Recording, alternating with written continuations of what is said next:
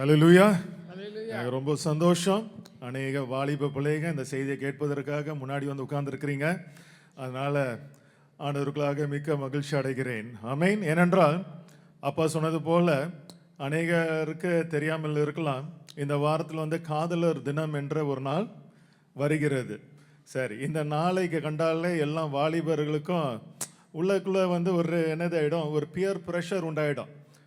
தங்களுடைய நண்பர்கள், தங்களுடைய குடும்பத்தினார் யாவரும் இந்த வேலண்டைன்ஸ் டே அன்றைக்கு ஒரு கையில் ஒரு பார்ட்னரோடு அவங்க வந்து ஊரை சுற்றும் பொழுது, ஓ நம்மளுக்கும் இப்படி இல்லையே, நம்மளுக்கும் இப்படி இருந்தால் நல்லா இருக்குமே அப்படிங்கிற ஒரு சிந்தனை உண்டாகுகிற ஒரு காலம் இது.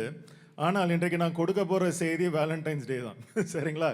இந்த வேலண்டைன்ஸ் டேயை குறித்து இது வரைக்கும் நான் செய்தி கொடுத்தது கிடையாது. சரி, இந்த தடவை நான் கண்டிப்பாக கொடுக்கலாம். ஏன்னா அதுக்கு ஒரு பெரிய ஒரு முக்கியத்துவம் கொடுத்தது கிடையாது. ஆனால் இப்பொழுது இந்த கடைசி காலத்தில் கண்டிப்பாக இதுக்கு முக்கியத்துவம் கொடுக்க வேண்டும் என்று என் மனதில் தோன்றினபடினால தான் இந்த ஒரு செய்தியாக நான் கொடுக்கிறேன். ஏனென்றால் போன வாரம் நீங்கள் அந்த செய்தியை கேட்டிருப்பீங்க. என்ன செய்தி? ஜென்சி. எல்லாருக்கும் ஞாபகம் இருக்குதா? Generation Z. 1997 வருடத்திலிருந்து இன்றைக்கு வரைக்கும் பிறக்கிற பிள்ளைகளுக்கு கொடுக்கப்படுகிற பெயர் ஜெனரேஷன் Z. அப்படி என்றால் என்ன அர்த்தம்? இந்த ஜெனரேஷன் Z என்பவர்கள் நான் சொன்னதுபடியாக அறிவில் வந்து மிக உயர்ந்தவர்களாக காணப்படுகிறார்கள். ஏனென்றால் அவங்களுக்கு எல்லாமே யூஸ் பண்ண தெரியும். உலகத்தில் இருக்கிற எல்லா அறிவையும் அவர்கள் கண்டு கொண்டிருக்கிறாங்க. ஆனால் அவர்களுக்கு ஞானம் இல்லை. அவர்களுக்கு என்ன இல்லை? தேவனுடைய ஞானம் இல்லை. அங்கே தான் பாருங்க, சென்ற வாரம் நான் வந்து கற்றுக் கொடுத்தேன். தேவனுடைய ஞானத்திற்கும் உலகத்தின் ஞானத்திற்கும் ஒரு வித்தியாசம் உண்டு. வேதாமத்தின் வாக்கியத்தின்படியாக ஒரு வித்தியாசம் உண்டு. உலகத்தின் ஞானம்னா என்னது? ஹோக்மா. அதே போல அறிவென்றால் என்னது? தஹாத். நீங்க எல்லாருமே பாருங்க, சென்ற வாரம் நாம் கேட்ட செய்தியின்படியாக இன்றைக்கு அநேகருக்கு இந்த உலகத்தில் உலகத்தின் அறிவு இருக்கிறது, ஆனால் தேவனுடைய ஞானம் இல்லை. இந்த ஞானத்திற்கும் அறிவிற்கும் ஒரு பெரிய ஒரு வித்தியாசம் உண்டு. அதனால தான் பாருங்க, ஓசியா 4:6 என் ஜனங்கள் அறிவில்லாமையினால் சங்காரமாகிறார்கள் என்று அங்க ஓசியா தீர்க்கதரிசி சொல்கிறார்.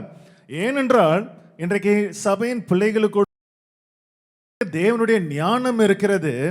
ஆனா அந்த ஞானத்தின்படியாக உலகத்தில் எப்படி அறிவுபூர்வமாக நீங்கள் நடந்து கொள்ள வேண்டும் என்பதை அநேகர் அறிந்து கொள்ளாமல் இருக்கிறார்கள். ஆமென். அதன்படியாக இன்னொரு பக்கத்துல வந்து உலகத்தின் அறிவு அதிகமாக காணப்படுகிறது. அதான் இந்த ஜென்சி, இந்த வாலிப பிள்ளைங்க. உலகத்தின் அறிவு அதிகமாக காணப்படுகிறது, ஆனால் தேவனுடைய ஞானத்தின்படியாக அவர்கள் செயல்படுகிறது அல்ல. இன்னைக்கு நிஜமாகவே சென்ற வாரம் செய்தி ஒருவேளை சில வாலிப பிள்ளைங்களுக்கு வந்து கொஞ்சம் ஒரு குற்ற உணர்ச்சியை உண்டு பண்ணி இருக்கலாம். நிஜமாகவே நான் அநேக காரியங்களை நான் சொன்னேன். ஆனால் நிஜமாகவே நீங்கள் அதை குறித்து நீங்கள் வந்து கவலைப்பட வேண்டாம். ஏனென்றால் பாருங்க, நீங்கள் எப்படி அவங்களை வந்து புள்ளிங்கோ ஜென்சி என்று சொல்லுகிறீர்களோ, அதே போல் இந்த வாலிப பிள்ளைங்க வந்து நம்மளை பார்த்து என்ன தெரியுமா சொல்லுவாங்க? அவர் பூமர் அங்கிள்பாங்க, இல்லைன்னா பூமர் ஆண்டி அப்படின்பாங்க. கேள்விப்பட்டிருக்கீங்களா அந்த வார்த்தை? நீங்களாம் பூமர்ஸ் அப்படின்பாங்க. அப்படின்னா நீங்களாம் வந்து பழைய காலத்து அறிவு. உங்களுக்குலாம் என்ன அறிவு? பழைய காலத்து அறிவு. இப்போ புதிய அறிவுலாம் உங்களுக்குலாம் கிடையாது. அதனால் நீங்களாம் பூமர் அப்படின்பாங்க. சரி, அப்படி சொன்னால் கூட பரவாயில்ல. ஏனென்றால் இந்த அறிவின்படியாக அநேக காரியங்களை சொன்னேன். அதில் முக்கியமாக வந்து இந்த இன்சூரன்ஸ், மருந்தகம், இதை குறித்து கூட நான் சொன்னேன். இது நிஜமாகவே நீங்கள் ஒவ்வொருவரும் வந்து இதை வந்து அவிசுவாசமாக பேசுகிறேன் என்று நீங்கள் எண்ணிக்கு விடக்கூடாது. நிஜமாகவே பாருங்க, இன்னைக்கு இன்சூரன்ஸ் வந்து உங்களை மரணத்திலேருந்து காப்பாற்றாது. இன்னைக்கு இன்சூரன்ஸ் வந்து உங்களுக்கு வந்து எந்த விதத்திலையும் உங்களுக்கு ரட்சிப்பின் பாத்திரத்தை வந்து உங்களுக்கு கூட்டி கொடுக்காது. ஆனால் இந்த இன்சூரன்ஸ் வந்து நீங்கள் வந்து ஆஸ்பத்திரி செல்லும் பொழுது எந்த ஒரு கவலையும் இல்லாமல் இருக்கிறதுக்காக தான் இந்த இன்சூரன்ஸ். கவலைன்னா உலக பிரகாரமாக என்ன கவலை வரும்? ஹாஸ்பிட்டலுக்கு நீங்கள் போன உடனே முதல்ல என்ன வரும்? சுகம் கொடுத்துருவாங்க. ஏதாவது ஒரு சின்ன காரியம் இருந்தால் கூட ஒரு ஆப்ரேஷன் பண்ணிடலாம். ஒரு கால் முறிஞ்சா கூட ஒரு ஆப்ரேஷன் பண்ணிடலாம். இல்லைன்னா ஏதாவது ஒரு ப்ராப்ளம், ப்ரீத்திங் ப்ராப்ளம்னு போனால் கூட இன்றைக்கி ஹாஸ்பிட்டலில் அவ்வளோ டெக்னாலஜி வளர்ந்துருக்கிற காலத்தில் ஹாஸ்பிட்டலில் ஏதாவது ஒன்று பண்ணி உங்கள் சரீரத்தை ரெடி பண்ணிடுவாங்க. ஆனால் அதை குறித்து நிறைய பேருக்கு கவலை கிடையாது. அநேகருக்கு எதை குறித்து கவலை வரும்? ஐயோ அதுக்கப்புறம் ஒரு பில்லை போடுவானே, இந்த பில்லை நான் எப்படி கட்ட முடியும்? இதுதான் அநேகருக்கு கவலை. ஏன்னா நானே நிறைய பேரை நான் பார்த்துருக்குறேன். ஒரு பிரச்சனை வரும், ஒரு பலவீனம் வரும், அந்த பலவீனத்தின் படியாக ஆஸ்பத்திரிக்கு போகலாமா வேண்டாமான்னு ஏன் தெரியுமா அவங்க இப்படியும் அப்படியும் இருப்பாங்க. ஹாஸ்பிட்டலை நம்பாததுக்காக கிடையாது. ஹாஸ்பிட்டல் போனால் செலவாயிடும், அங்கே போய் அட்மிட் பண்ணாலே செலவாயிடும். இதற்காகவே இன்றைக்கு அநேகர் அறிவில்லாமையினால், இது ஞானம் கிடையாது, தேவனுடைய ஞானத்தின்படியாக உங்களுக்கு சொல்கிறா சில காரியங்களை. ஆனால் இன்னைக்கு அநேக தவறான போதகர்கள் இன்னைக்கு இந்த இன்சூரன்ஸையும் விசுவாசத்தையும் என்ன பண்ணிட்டாங்க, கனெக்ட் பண்ணி விட்டு அநேக சபையின் பிள்ளைங்களை அவங்க வஞ்சித்து விட்டார்கள். இன்னைக்கு இன்சூரன்ஸே வேண்டாம், நீங்கள் போட்டிங்கன்னா பிசாசின் பிள்ளைங்க அப்படின்பாங்க. ஆனால் என்னது, அவங்க 1 கோடி ரூபாய்க்கு இன்சூரன்ஸ் போட்டிருப்பாங்க. அவங்களுக்கு ஏதோ ஒரு பலவீனம் உண்டாயிடுச்சுன்னா விஐபி செக்ஷனில் போய் ஹாஸ்பிட்டலில் போய் உட்காந்துக்குவாங்க. ஆனால் உங்ககிட்ட அதெல்லாம் காட்டவே மாட்டாங்க. ஏனென்றால் உங்களுக்கு எது பேசுவதற்கு இனிமையாக இருக்கிறதோ, எது அவங்களை குறித்து மேன்மையாக காணப்படுகிறதோ அதை தான் பேசுவாங்க. நாங்கள் எங்களுடைய மேன்மைக்காக நாங்கள் பேசலைங்க. நீங்கள் அறிவில்லாமையினால், இப்போ இன்சூரன்ஸ் போடாமல் இருக்கிறது என்னது, அறிவில்லாமையினால். நீங்கள் அறிவில்லாமையினால் சங்காரம் ஆகிவிடக்கூடாது. ஏன்னா உங்க ஆத்மாவும் சரீரமும் ஒன்றுக்கு ஒன்று சேர்ந்ததாக காணப்படுகிறது. கரெக்டா இல்லையா? அப்படிதானே? நீங்க உங்க ஆத்மா நிலைத்திருக்கணும்னு சொல்லி உங்க சரீரம் ஆண்டு போயிடுச்சுன்னா ஆத்மா எங்க நிலைத்திருக்கும்? பரலோகத்துக்கு போகும். ஆனா இந்த பூலோகத்துல எந்த கிரியையும் செய்ய முடியாது அதுக்கு பிறகு. அப்படி என்றால் உங்க சரீரத்தின்படியாக இந்த பூலோகத்துல நீங்க அநேக காரியங்களை ஆண்டவருக்காக செய்ய வேண்டும், ஓட வேண்டும், பலத்தோடு காணப்பட வேண்டும் என்றால் இந்த சரீரத்தை எப்படி ஒரு காரை ரிப்பேர் அனுப்புறோமோ அதே போல இந்த சரீரத்தை அப்பப்போ ரிப்பேர் பண்ணி கொண்டு தான் இருக்கணும். அப்படிதானே? உங்க ஆத்மாவை ரிப்பேர் பண்ண முடியாது, உங்க ஆத்மாக்கு இன்சூரன்ஸ் போட முடியாது. ஆனா இந்த சரீரத்தை என்ன பண்ணணும், நீங்க என்ன பண்ணணும், அப்பப்போ ரிப்பேர் பண்ணி கொண்டே தான் இருக்கணும். நீங்க அப்பப்போது நீங்க ரிப்பேர் பண்ணி கொண்டிருந்தால்தான் உங்களுடைய ஆத்மா இந்த பூலோகத்தில் இந்த சரீரத்திற்குள்ளாக அநேக நாட்கள் வாழ முடியும், ஏசப்பாவுக்காக ஊழியம் செய்ய முடியும். ஆமென். இன்னைக்கு நிஜமாகவே நாங்களாம் பலவீனப்பட்டவர்களாக காணப்பட்டு நடக்கவும் முடியாம ஓடவும் முடியாம பெட்ல கிடந்தோன்னா எப்படி ஊழியம் செய்ய முடியும்? ஆத்மா உற்சாகமா இருக்கும், ஆனா சரீரம் பலவீனமாக இருக்கும். இன்னைக்கு அதனால தான் நான் சொல்லிக்கிறேன், அறிவில்லாமையினால சங்காரமாக்கப்படாதீர்கள். நான் ஒரு காரியத்தை கூட சொல்லலான்னு நினைக்கிறேன், சொல்லிடுறேன் நான். சரி, நீங்க கூட பாருங்க, நான் போன ஒரு 3 வருஷத்துக்கு முன்னாடி நான் கொடுத்த செய்தியின்படியாக தான் டக்ளஸ் பிரதர் இன்சூரன்ஸ் போட்டிருக்காங்க. கரெக்டா சிஸ்டர்? ஆமாம், நான் கொடுத்த அந்த செய்தியின்படியாக சரி நம்ம இன்சூரன்ஸ் போட்டோன்னு போட்டிருக்காங்க. இப்போ அவங்களுக்கு ஒரு சடுதியான ஒரு காரியம் காணப்பட்டது. அவங்களுடைய தசையில் ஒரு ஆப்ரேஷன் செய்யப்பட்டது. கிட்டத்தட்ட 2 லட்சம் 3 லட்சம் ரூபாய் இருக்கிறது. கண்டிப்பாக இந்த இன்சூரன்ஸ் இல்லைன்னா அவங்க ரொம்ப அவதிப்பட்டிருப்பாங்க. இதனால அவங்க அவிசுவாசம் என்னங்க, அவங்களுக்கு என்ன அவிசுவாசமா? அவங்க விசுவாசம் என்ன குறைந்து போய்விட்டதா? இல்லையே, இது ஞானம்.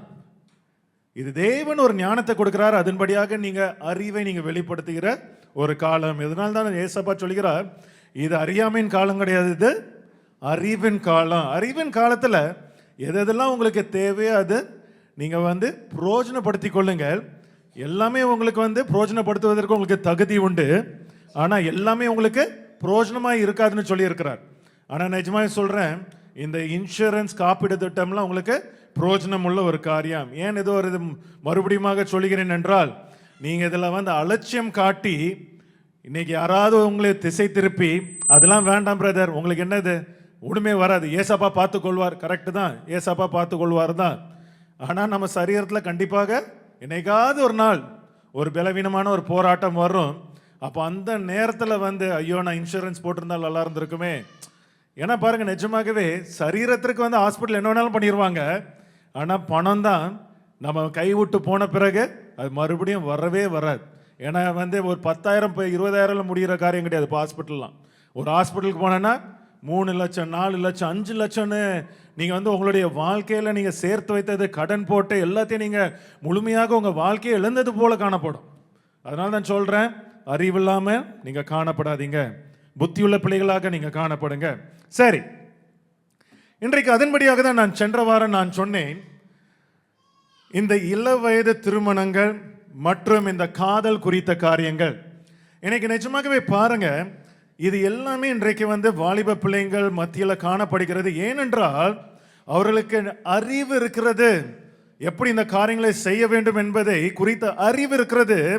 ஆனால் தேவன் கற்பித்து கொடுத்த ஞானம் இன்றைக்கு அநேகருக்கு காணப்படவில்லை. அது மட்டும் இல்லை, இதை ஏன் நான் மறுபடியுமாக இன்றைக்கு நான் எடுத்து வைத்திருக்கிறேன் என்றால், நான் போன வாரம் இந்த செய்தி கொடுக்கும் போது கூட எனக்கு கூட மைண்டில் இல்லை. ஆனால் இந்த வாரம் தான் இந்த செய்தி எழுதும் பொழுது, ஓஹோ இந்த வாரம் வேலண்டைன்ஸ் டே வருகிறது, அதற்கு ஏற்றார் போல ஒரு செய்தியை நாம் ஒற்றார் போல கொடுத்து விடலாம் என்று நினைத்தபடினால்தான் இன்றைக்கு நான் கொடுக்க போகிற செய்தி என்னதென்றால், இன்றைக்கு ஹாப்பி வேலண்டைன்ஸ் டே என்ற ஒரு செய்தி. ஆனால் அப்படிப்பட்ட ஒரு வேலண்டைன்ஸ் டே செய்தின்னு நீங்கள் எதிர்பார்த்துறாதீங்க, சரிங்களா?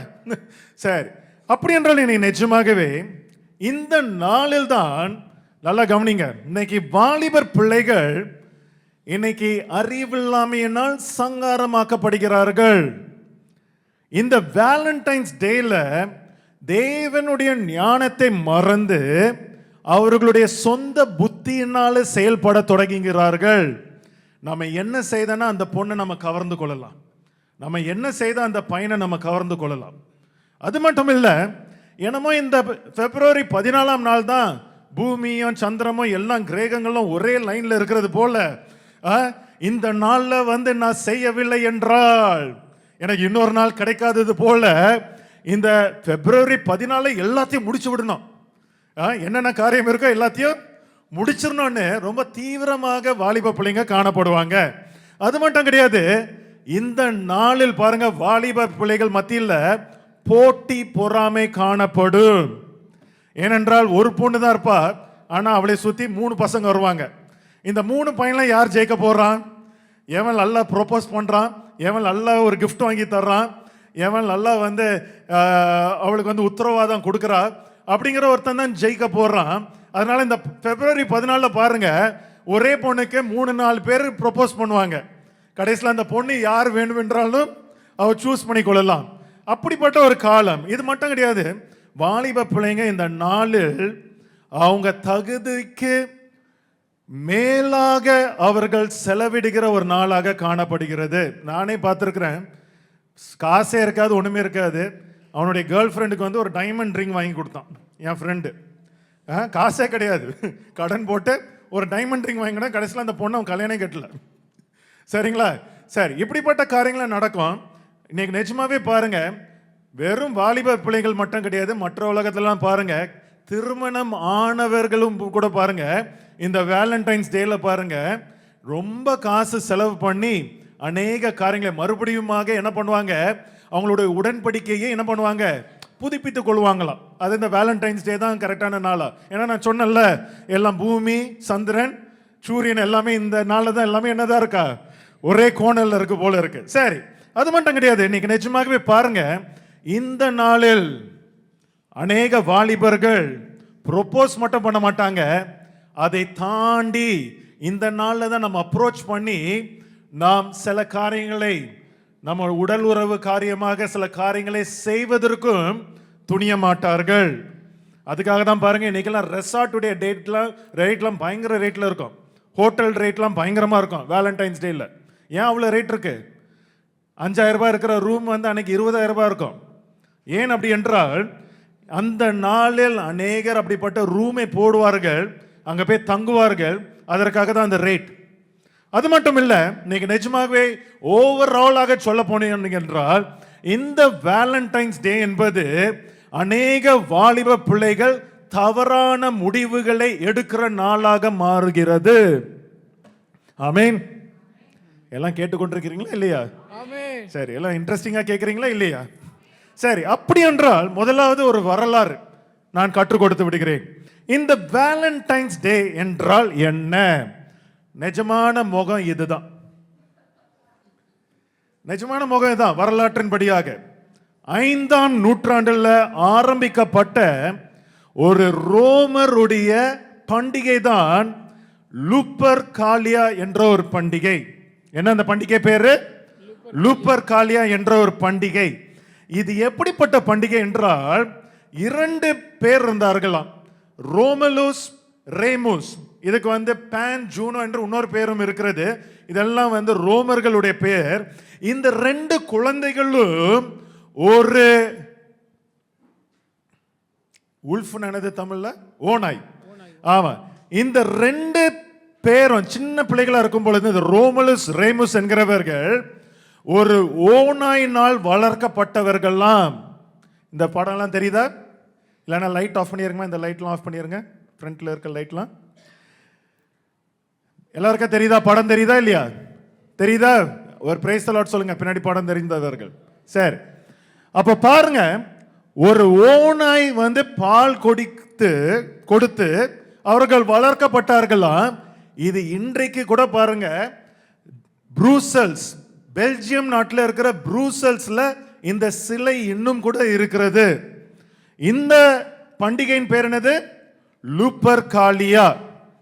எல்லாருக்குமே இப்போ புரிந்து கொண்டீர்களா?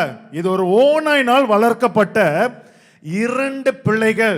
இந்த ஓநாயினால வளர்க்கப்பட்ட 2 பிள்ளைகளாக இருந்தபடினால் இந்த லூப்பர் காலியா, இந்த சம்பவம் ஒரு பெருக்கத்தின், ஒரு ஃபர்டிலிட்டி பண்டிகையாக மாறிவிட்டது. ஒரு இனப்பெருக்கம் பண்டிகையாக மாறிவிட்டது. அங்கதான் பாருங்க, இது எப்படி அவர்கள் நடப்பித்தார்கள் என்றால்,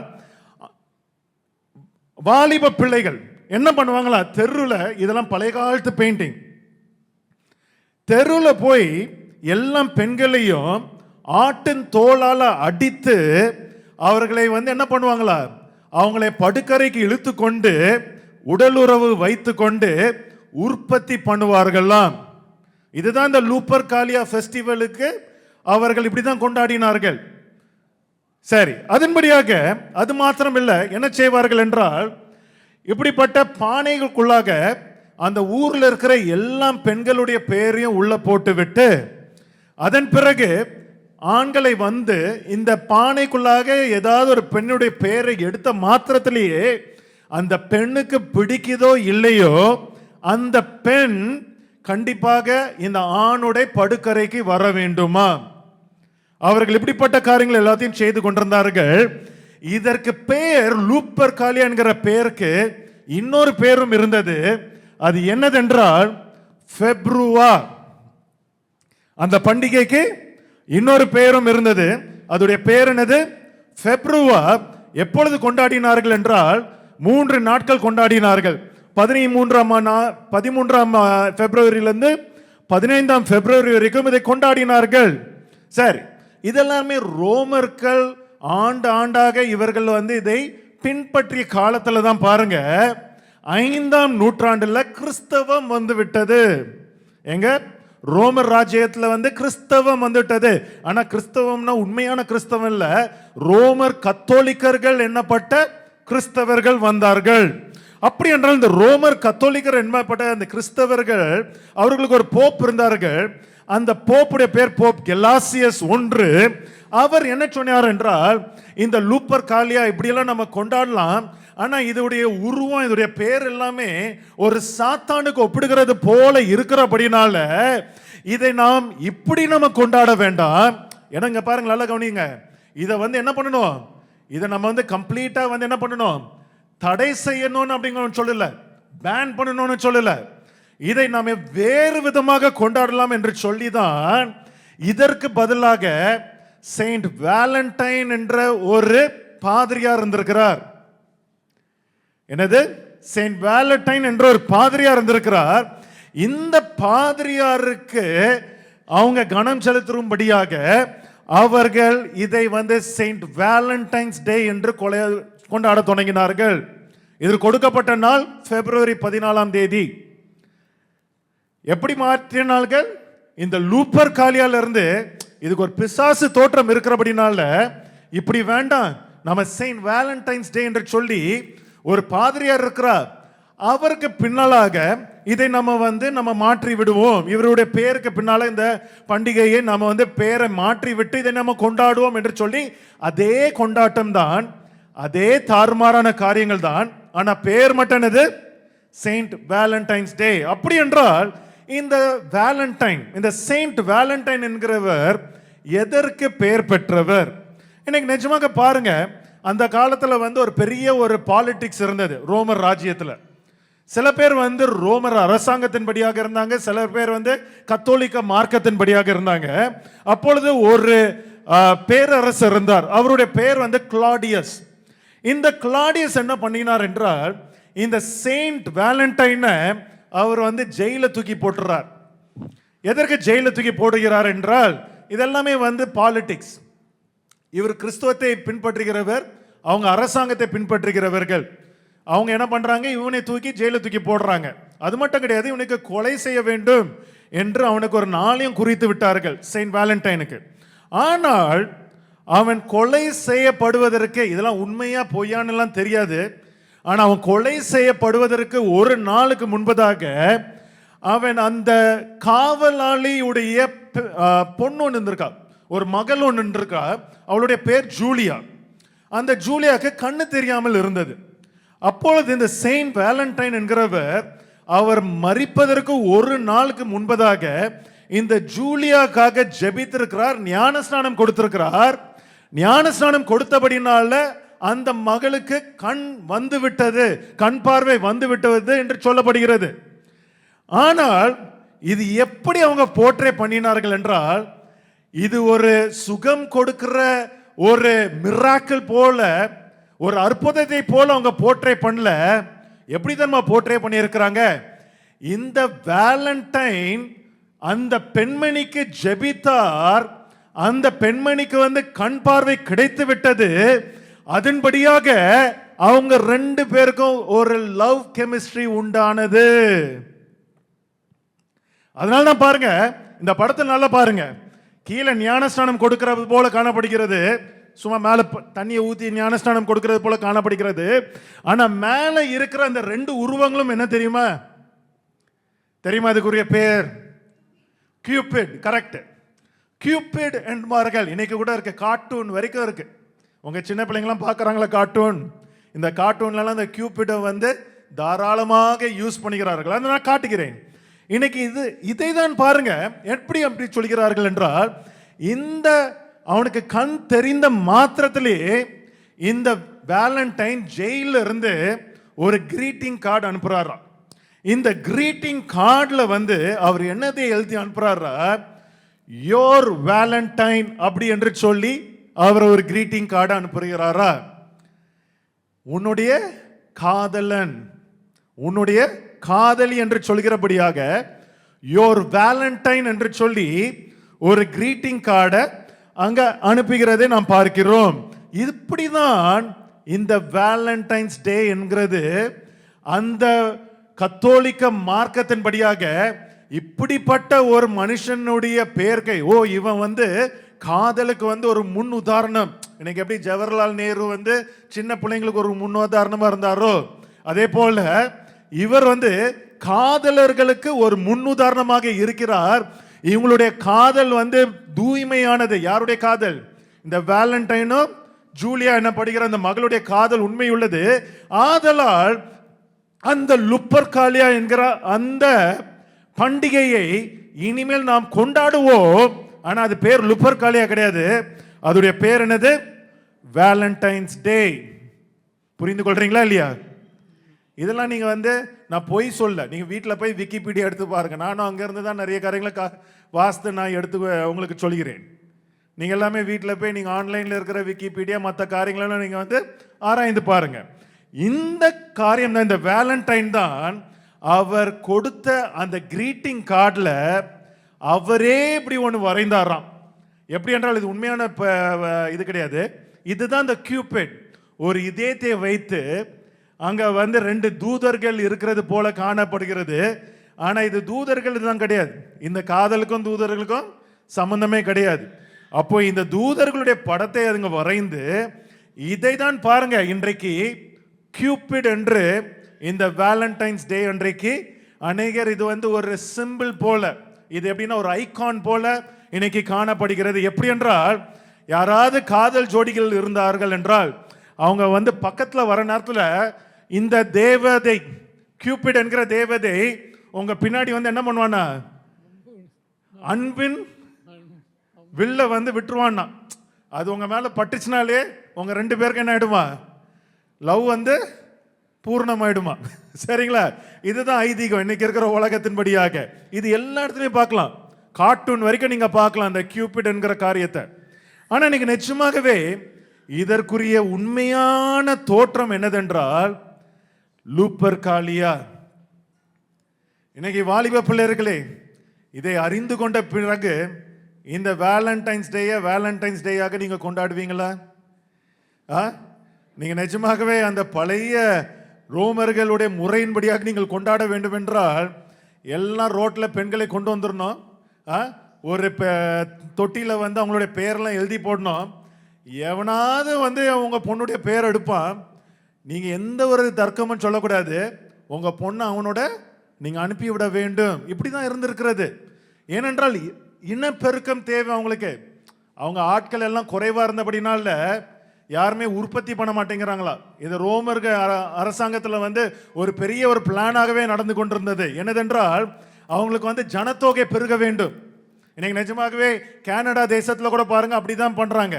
அவங்க ஊர்ல ஜனத்தொகையே இல்லை, அதனால நீங்க வந்து நிறைய பிள்ளைங்களை பெத்து போடுங்க அப்படின்னு அவங்க இப்போ கவர்மெண்டே சொல்றாங்க. அதே போலதான் அங்க ரோமர் அரசாங்கமும் செய்தார்கள். அவர்கள் அநேக பிள்ளைகளை பெத்து போட வேண்டும் என்பதற்காக இப்படிப்பட்ட பண்டிகைகளை அவர்கள் கொண்டாடினார்கள். ஆனால் அதனுடைய உண்மையான ரூபம் என்னதென்றால் அது லூப்பர்காலியா. இதை அறிந்து கொண்ட பிள்ளைகள், நீங்கள் யாராவது வேலண்டைன்ஸ் டே நீங்க கொண்டாடுவீங்களா? கொண்டாடக்கூடாது. அதனால தான் பாருங்க, இன்னைக்கு நிஜமாகவே இப்ப நாம் தேவனுடைய செய்திக்குள்ளாக நம்ம கடந்து செல்றோம். இந்த வரலாறு எல்லாருக்கும் புரிந்ததா? ஒரு அல்லேலூயா சொல்லுங்க பார்க்கலாமே. புரிந்ததா இல்லையா? ஆமென். சரி, ரொம்ப அமைதியா இருக்கிறீங்க. புரிஞ்சிச்சா இல்லையான்னு தெரியல. சரி, அப்படி என்றால் நிஜமாகவே அப்படியே நீங்க இன்னைக்கு அநேகர் பாருங்க, இந்த உலகத்துல வந்து இந்த லவ், அன்பு என்கிற வார்த்தையை தான் இன்னைக்கு எல்லாருமே வந்து தவறுதலாக புரிந்து கொண்டு அதன்படியாக தவறுதலாக அவர்கள் வந்து வியாக்கியானம் பண்ண சொல்லி பண்ணுகிறார்கள். ஏனென்றால் இங்க பாருங்க, இந்த அன்பு எப்படி நாம் சென்ற வாரம் இந்த ஞானத்திற்கு ஹக்மோ என்று ஒரு பெயர் இருந்ததோ எபிரேயர் மொழியில், அதே போல அறிவுக்கு தஹாத் என்று ஒரு பெயர் இருந்ததோ, அதே போல அன்பு என்கிறது வேதாமத்தில் ஒரு வார்த்தை அல்ல. நல்லா புரிந்து கொள்ளுங்க. இந்த லவ் என்கிற வார்த்தைக்கு வேதாமத்தில் ஒரு வார்த்தை அல்ல. ஏனென்றால் பாருங்க, நிஜமாகவே நான் வேதாமத்தில் ஆங்கிலத்திலையும் பார்க்கும் பொழுது தமிழ்லையும் பார்க்கும் பொழுது உண்மையாகவே எபிரேயர் மொழியிலையும் கிரேக்க மொழியிலையும் எழுதப்பட்ட வார்த்தைக்கு நிகரான வார்த்தை எதுவுமே இல்லை. உண்மையை சொல்ல போனா அதுதான். ஆங்கில மொழியிலையும் இல்லை, தமிழ் மொழியிலையும் இல்லை. தமிழ்ல கூட கொஞ்சமாவது இருக்கிறது, ஆனா ஆங்கில மொழியில எல்லாத்துக்குமே என்னது? லவ், அவ்வளவுதான்.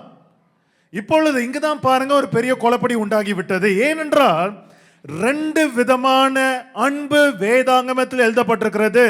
ரெண்டுக்குமே வெவ்வேறு பெயர்கள். இதை தான் நான் சொல்லி கொடுக்க போறேன். எல்லாருமே கவனமாக பாருங்க. எல்லாம் லேட்டா வந்த பிள்ளைங்க சிரிச்சுட்டு உட்கார்ந்துட்டு இருக்காதீங்க. தயவுசெய்து வார்த்தையை கேளுங்க. வரது லேட்டு, அதுக்கப்புறம் பின்னாடி உட்கார்ந்து சிரிக்காதீங்க. சரி, அப்ப பாருங்க, ரெண்டு விதமாக அன்பு இருக்கிறது. ஒரு அன்பு என்னதென்றால் தேவன் நமக்காக வெளிப்படுத்துகிற அன்பு, முதலாம் அன்பு. ஆமென். தேவன் நமக்கு வெளிப்படுத்துகிற அன்பு அது முதலாம் அன்பு. இதுக்கெல்லாம் பாருங்க தமிழ்ல வார்த்தை இல்லை, அதனால தான் உங்களுக்கு சொல்ல முடியல வார்த்தை. ஆங்கிலத்திலையும் வார்த்தை இல்லை. ஏன்னா எல்லாத்தையும் என்ன பண்ணிட்டாங்க? காமன் ஆக்கி விட்டார்கள். இங்கதான் பெரிய கன்ஃபியூஷன் உண்டாகி விட்டது. முதலாவது அன்பு தேவன் நமக்காக வெளிப்படுத்துகிற அன்பு. இரண்டாவது அன்பும் ஒன்று வேதாமத்தில் இருக்கிறது. அது என்னதென்றால் மனிதர்கள் வெளிப்படுத்துகிற அன்பு. ஆமென். முதலாவது அன்பு என்னது? தேவன் வெளிப்படுத்துகிற அன்பு. இரண்டாவது அன்பு என்னது? மனிதர்கள் வெளிப்படுத்துகிற அன்பு. அந்த மனிதர்கள் வந்து மனிதர்களுக்கு வெளிப்படுத்தினால் கூட அது மனிதர்களுடைய அன்பு. மனிதர்கள் தேவனுக்கு வெளிப்படுத்தினால் கூட அது மனிதர்களுடைய அன்பு தான். மனுஷன் காட்டுற அன்பு ஒரு அன்பு, தேவன் காட்டுகிற அன்பு ஒரு அன்பு. அப்படி என்றால் இங்கதான் பாருங்க, இதுதான் பிரதானமாக நிறைய வார்த்தைகள் இருக்கு எபிரேயர் மொழியில, கிரேக்க மொழியில. ஆனா தமிழ் ஆங்கிலத்துல தான் அப்படிப்பட்ட வார்த்தைகள் இல்ல. முக்கியமான ஒரு 4 வார்த்தைகளை மட்டும் நான் காட்டுகிறேன். தேவனுடைய முதலாவது அன்பு நான் சொன்னேன். தேவனுடைய அன்பு, தேவனுடைய அன்புக்கு முதலாவதாக கிரேக்க மொழியில கொடுக்கப்பட்டிருக்கிற வார்த்தை என்னதென்றால் அகாபே, அகாப்போ. இது இரண்டும் தேவனுடைய அன்பை வெளிப்படுத்துகிற அன்பிற்கு கொடுக்கப்பட்ட வார்த்தை கிரேக்க மொழியில். என்னது சொல்லுங்க பார்க்கலாம்? அகாப்பே. கேள்விப்பட்டிருக்கீங்களா இல்லையா? அகாப்பே அன்பு என்று சொல்வார்கள். அகாப்பே. அடுத்தாவது மனிதர்கள் காட்டுகிற அன்பிற்கு கொடுக்கப்பட்ட ஒரு பெயர் என்னதென்றால், சாரி அது வேண்டாம், இது இதே காரியத்தை எபிரேயர் மொழியிலும் என்ன பெயர் என்று நான் சொல்கிறேன். எபிரேயர் மொழியில் இதே தேவனுடைய அன்பிற்கு கொடுக்கப்பட்ட பெயர் அஹவா. இது யெகோவாக்கு சமமான ஒரு வார்த்தை. எதற்கு சமமான ஒரு வார்த்தை? யெகோவாக்கு சமமான ஒரு வார்த்தை அஹவா. இதுதான் தேவன் வெளிப்படுத்துகிற அன்பு. அதன் பிறகு மனிதன் வெளிப்படுத்துகிற அன்பு ஒன்று இருக்கிறது.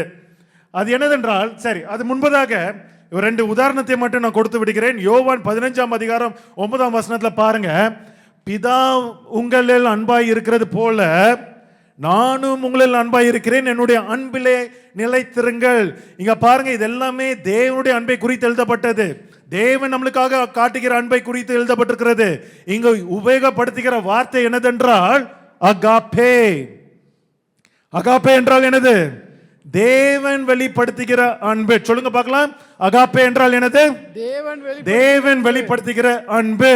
அதே போல பாருங்க, எபிரேயர் மொழியிலே ஒரு உதாரணத்தை சொல்லிவிடுகிறேன். கர்த்தர் உங்களில் அன்பு கூர்ந்ததினாலும், உங்களுக்கு எல்லா விதத்திலும் உங்களுக்கு ஒரு பெரிய ஒரு காரியம் உங்களுக்கு கிடைத்தது, உங்களை மீட்டு கொண்டார் என்று எழுதப்பட்டிருக்கிறது. கர்த்தர் காட்டுகிற அன்பிற்கு கொடுக்கப்பட்ட வார்த்தை என்னது? அஹவா. என்னது அது பேரு? அஹவா. சரி, இதை புரிந்து கொள்ளுங்க. அடுத்தது 2வது விதமான அன்பு வேதாமத்தில் எழுதப்பட்டிருக்கிறது. எல்லாம் வேறு வேறு வார்த்தைகள், தமிழ்லையும் ஆங்கிலத்திலையும் வெவ்வேறு வார்த்தைகள் கொடுக்கப்படல. ஆனா இது எல்லாமே வெவ்வேறு வார்த்தைகள் வேதாமத்தில். அடுத்தது 2வது சொல்லப்பட்ட அன்பு என்னது? மனிதர்கள் வெளிப்படுத்துகிற அன்பு. சொல்லுங்க, 2வது என்னது? மனிதர்கள் வெளிப்படுத்துகிற அன்பு. அதற்கு கொடுக்கப்பட்ட கிரேக்க வார்த்தை என்னதென்றால் பிலியோ. ஃபீலியோ. இதுக்கு எப்படி தெரியுமா? இதுல இருந்தா ஃபீலிங்ஸ்ங்கிற வார்த்தையே வந்தது. ஃபீலியோ, ஃபீல், ஃபீலிங்ஸ், ஃபீலியோ. இந்த வார்த்தை தான் கிரேக்க மொழியில் மனிதர்கள் வெளிப்படுத்துற அன்புக்கு வார்த்தையாக கொடுக்கப்பட்டிருக்கிறது. அதே போல பாருங்க, எபிரேயர் மொழியிலேயும் ஒரு வார்த்தை கொடுக்கப்பட்டிருக்கிறது. அங்க எபிரேயர் மொழியில பாருங்க, தேவன் வெளிப்படுத்துகிற அன்புக்கு கொடுக்கப்பட்ட பேர் என்னது? அஹாவா. யெகோவா மாதிரி அஹாவா. ஆனா மனிதர்கள் வெளிப்படுத்துகிற அன்பிற்கு கொடுக்கப்பட்ட வார்த்தை அஹாவ். அவ்வளவுதான். அஹாவா கிடையாது, அஹாவ். சொல்லுங்க பார்க்கலாம், எல்லாருமே சொல்லுங்க பார்க்கலாம், அஹாவ். அப்படி என்றால் இங்க பாருங்க, இதற்கும் கொஞ்சம் உதாரணத்தை கொடுக்கிறேன். மனுஷன் வெளிப்படுத்துகிற அன்பு, தன் ஜீவனை சிநேகிக்கிறவன் அதை இழந்து போவான். இது யாரை குறித்து எழுதப்பட்டது? நம்மளுடைய மனுஷர்கள். மனுஷன் தன் ஜீவனை சிநேகித்தேன் என்றால் அவன் அழிந்து போவான். அப்படி என்றால் அது கொடுக்கப்பட்ட வார்த்தை என்னது? ஃபீலியோ. அகாப்பே கிடையாது. அகாப்பேனா தேவனுடைய அன்பு. இங்க மனுஷனுடைய அன்புன்னு எழுதப்பட்டிருக்கிறபடினால இங்க கொடுக்கப்பட்டிருக்கிற வார்த்தை என்னது? ஃபீலியோ. அது மாத்திரம் இல்ல, இந்த ஃபீலியோங்கிற வார்த்தை முத்தம் கொடுக்கிறதற்கும் கிரேக்க மொழியில உபயோகப்படுத்தி இருக்கிறார்கள். என்னது? முத்தம் கொடுக்கிறது கூட, மனுஷனுக்கு முத்தம் கொடுக்கிறது கூட கிரேக்க மொழியில உபயோகப்படுத்தின வார்த்தை ஃபீலியோ. அகாப்பே கிடையாது, அகாப்பே கிடையாது, ஃபீலியோ. அங்கதான் பாருங்க, யூதாஸ் ஏசப்பாவை காட்டி கொடுக்கிறான். மத்தேயு 26:48 அவரை காட்டி கொடுக்கிறவன் நான் எவனை முத்தம் செய்கிறவனோ அவன் தான் என்று அங்க யூதா சொல்கிறான். இந்த முத்தம் செய்கிறவனுக்கு கொடுக்கப்பட்ட வார்த்தை ஃபீலியோ. முத்தம் கொடுக்கிறது என்னது அப்போ? ஃபீலிங், மனுஷன் வெளிப்படுத்துகிற அன்பு. அதனால தான் பாருங்க, இதே இது எபிரேயர் மொழியில பாருங்க, நீ உன் தேவனை உபாகமம் 6:5 நாம் மனுஷன் எப்படிப்பட்ட அன்பை தேவனிடத்தில் வெளிப்படுத்த வேண்டும் என்று எழுதப்பட்டிருக்கிறது. உபாகமம் 6:5 நீ உன் தேவனாகிய கர்த்தரிடத்தில் உன் முழு இதயத்தோடும் உன் முழு ஆத்மாவோடும் உன் முழு பலத்தோடும் அன்பு கூறுவாயாக என்று எழுதப்பட்டிருக்கிறது. ஆனா இது யார் சில வெளிப்படுத்துகிற அன்பு? தேவனுடைய அன்பு இல்ல. நம்ம தேவனை நாம் தேவனிடத்தில் அன்பை வெளிப்படுத்துகிறோம். அப்படின்னா மனுஷன் வெளிப்படுத்துகிற அன்பு. அதுக்கு கொடுக்கப்படுகிற வார்த்தை அஹாவா கிடையாது, அஹாவ். இப்ப புரிந்து கொள்றீங்களா இல்லையா? சரி, கிரேக்க மொழியில தேவன் வெளிப்படுத்துகிற அன்புக்கு கொடுக்கப்பட்ட பேர் என்னது? அகாப்பே. மனுஷன் வெளிப்படுத்துகிற அன்புக்கு கொடுக்கப்பட்ட பேர் என்னது? ஃபீலியோ. ஃபீலியோ. அதே மாதிரி எபிரேயர் மொழியில தேவன் வெளிப்படுத்துகிற அன்புக்கு கொடுக்கப்பட்ட பேர் என்னது? அஹாவா. யெகோவா. அஹாவா சொல்லுங்க. அஹாவா. மனுஷன் வெளிப்படுத்துகிற அன்புக்கு கொடுக்கப்பட்ட பேர் என்னது? அஹாவ். திரும்பி அவருக்கா மனப்பாடம் பண்ணிக்கலாமா? சரி, கிரேக்க மொழியில தேவன் வெளிப்படுத்துகிற அன்புக்கு என்னது? அகாப்பே. சொல்லுங்க எல்லாருமே. அகாப்பே. மனுஷன் வெளிப்படுத்துகிற அன்பு கிரேக்க மொழியில ஃபீலியோ. சொல்லுங்க பார்க்கலாம். ஃபீலியோ. அதே போல எபிரேயர் மொழியில தேவன் வெளிப்படுத்துகிற அன்புக்கு கொடுக்கப்பட்ட பேர் என்னது? அகாவே. மனுஷன் வெளிப்படுத்துகிற அன்பு அகாவ். சரி, நீங்க எல்லாம் புரிந்து கொண்டீங்க தானே? அப்ப பாருங்க, வேதாகமத்துல தேவன் வெளிப்படுத்துகிற அன்புக்கும் மனுஷன் வெளிப்படுத்துகிற அன்புக்கும் வெவ்வேறு வார்த்தைகள் கொடுக்கப்பட்டிருக்கிறது. ஹல்லேலூயா. அப்படி என்றால் இந்த அன்பை ரொம்ப ஈஸியாக நம்ம போதிக்கலாம். நம்மளுக்கு எபிரேயர் மொழி தெரிந்தாலும் கிரேக்க மொழி தெரிந்தாலும் இந்த அன்பை ரொம்ப சுலபமாக நம்ம போதிக்கலாம். ஆனா இங்க பாருங்க, இங்க தான் தமிழ் ஆங்கிலத்துல எல்லாருமே அன்புனா என்னது, காதல்னா என்னது, எல்லாமே ஒண்ணு அப்படின்னு இன்னைக்கு உலகம் அப்படிதானே சொல்லுது. காதல் என்கிறது உண்மையான அன்புங்கிறாங்க. கிடையாதுங்க. காதல் என்பது தேவனுடைய அன்பே கிடையாது, அது வேற. அது நீங்க மனுஷனுக்குள்ளாக வெளிப்படுத்துகிற அன்பு. நீங்க தேவனிடத்தில் அன்பு செலுத்துகிறவர்களாக இருந்தாலும் அது வேற விதமான ஒரு அன்பு. அப்போ பாருங்க, இங்கதான் ஒரு ட்விஸ்ட் காணப்படுகிறது. ஏனென்றால் இந்த ரெண்டு விதமான அன்பை நீங்கள் தெரிந்து கொண்டிருக்கிறீங்க. ஆமா, சண்டே கிளாஸ் பிள்ளைங்களாம் நடுவில் தூங்கிட்டு இருக்கிறாங்க, எழுப்பி விடுங்க.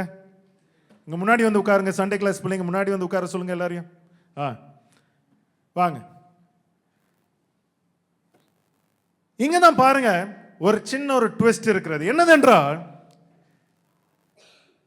நல்லா பாருங்க, தேவனுடைய அன்பு என்று சொன்னேன், கரெக்டா இல்லையா?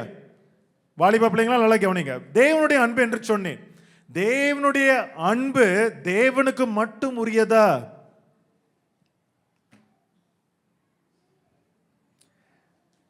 இங்கதான் ஒரு ட்விஸ்ட் நான் சொல்லுகிறேன்.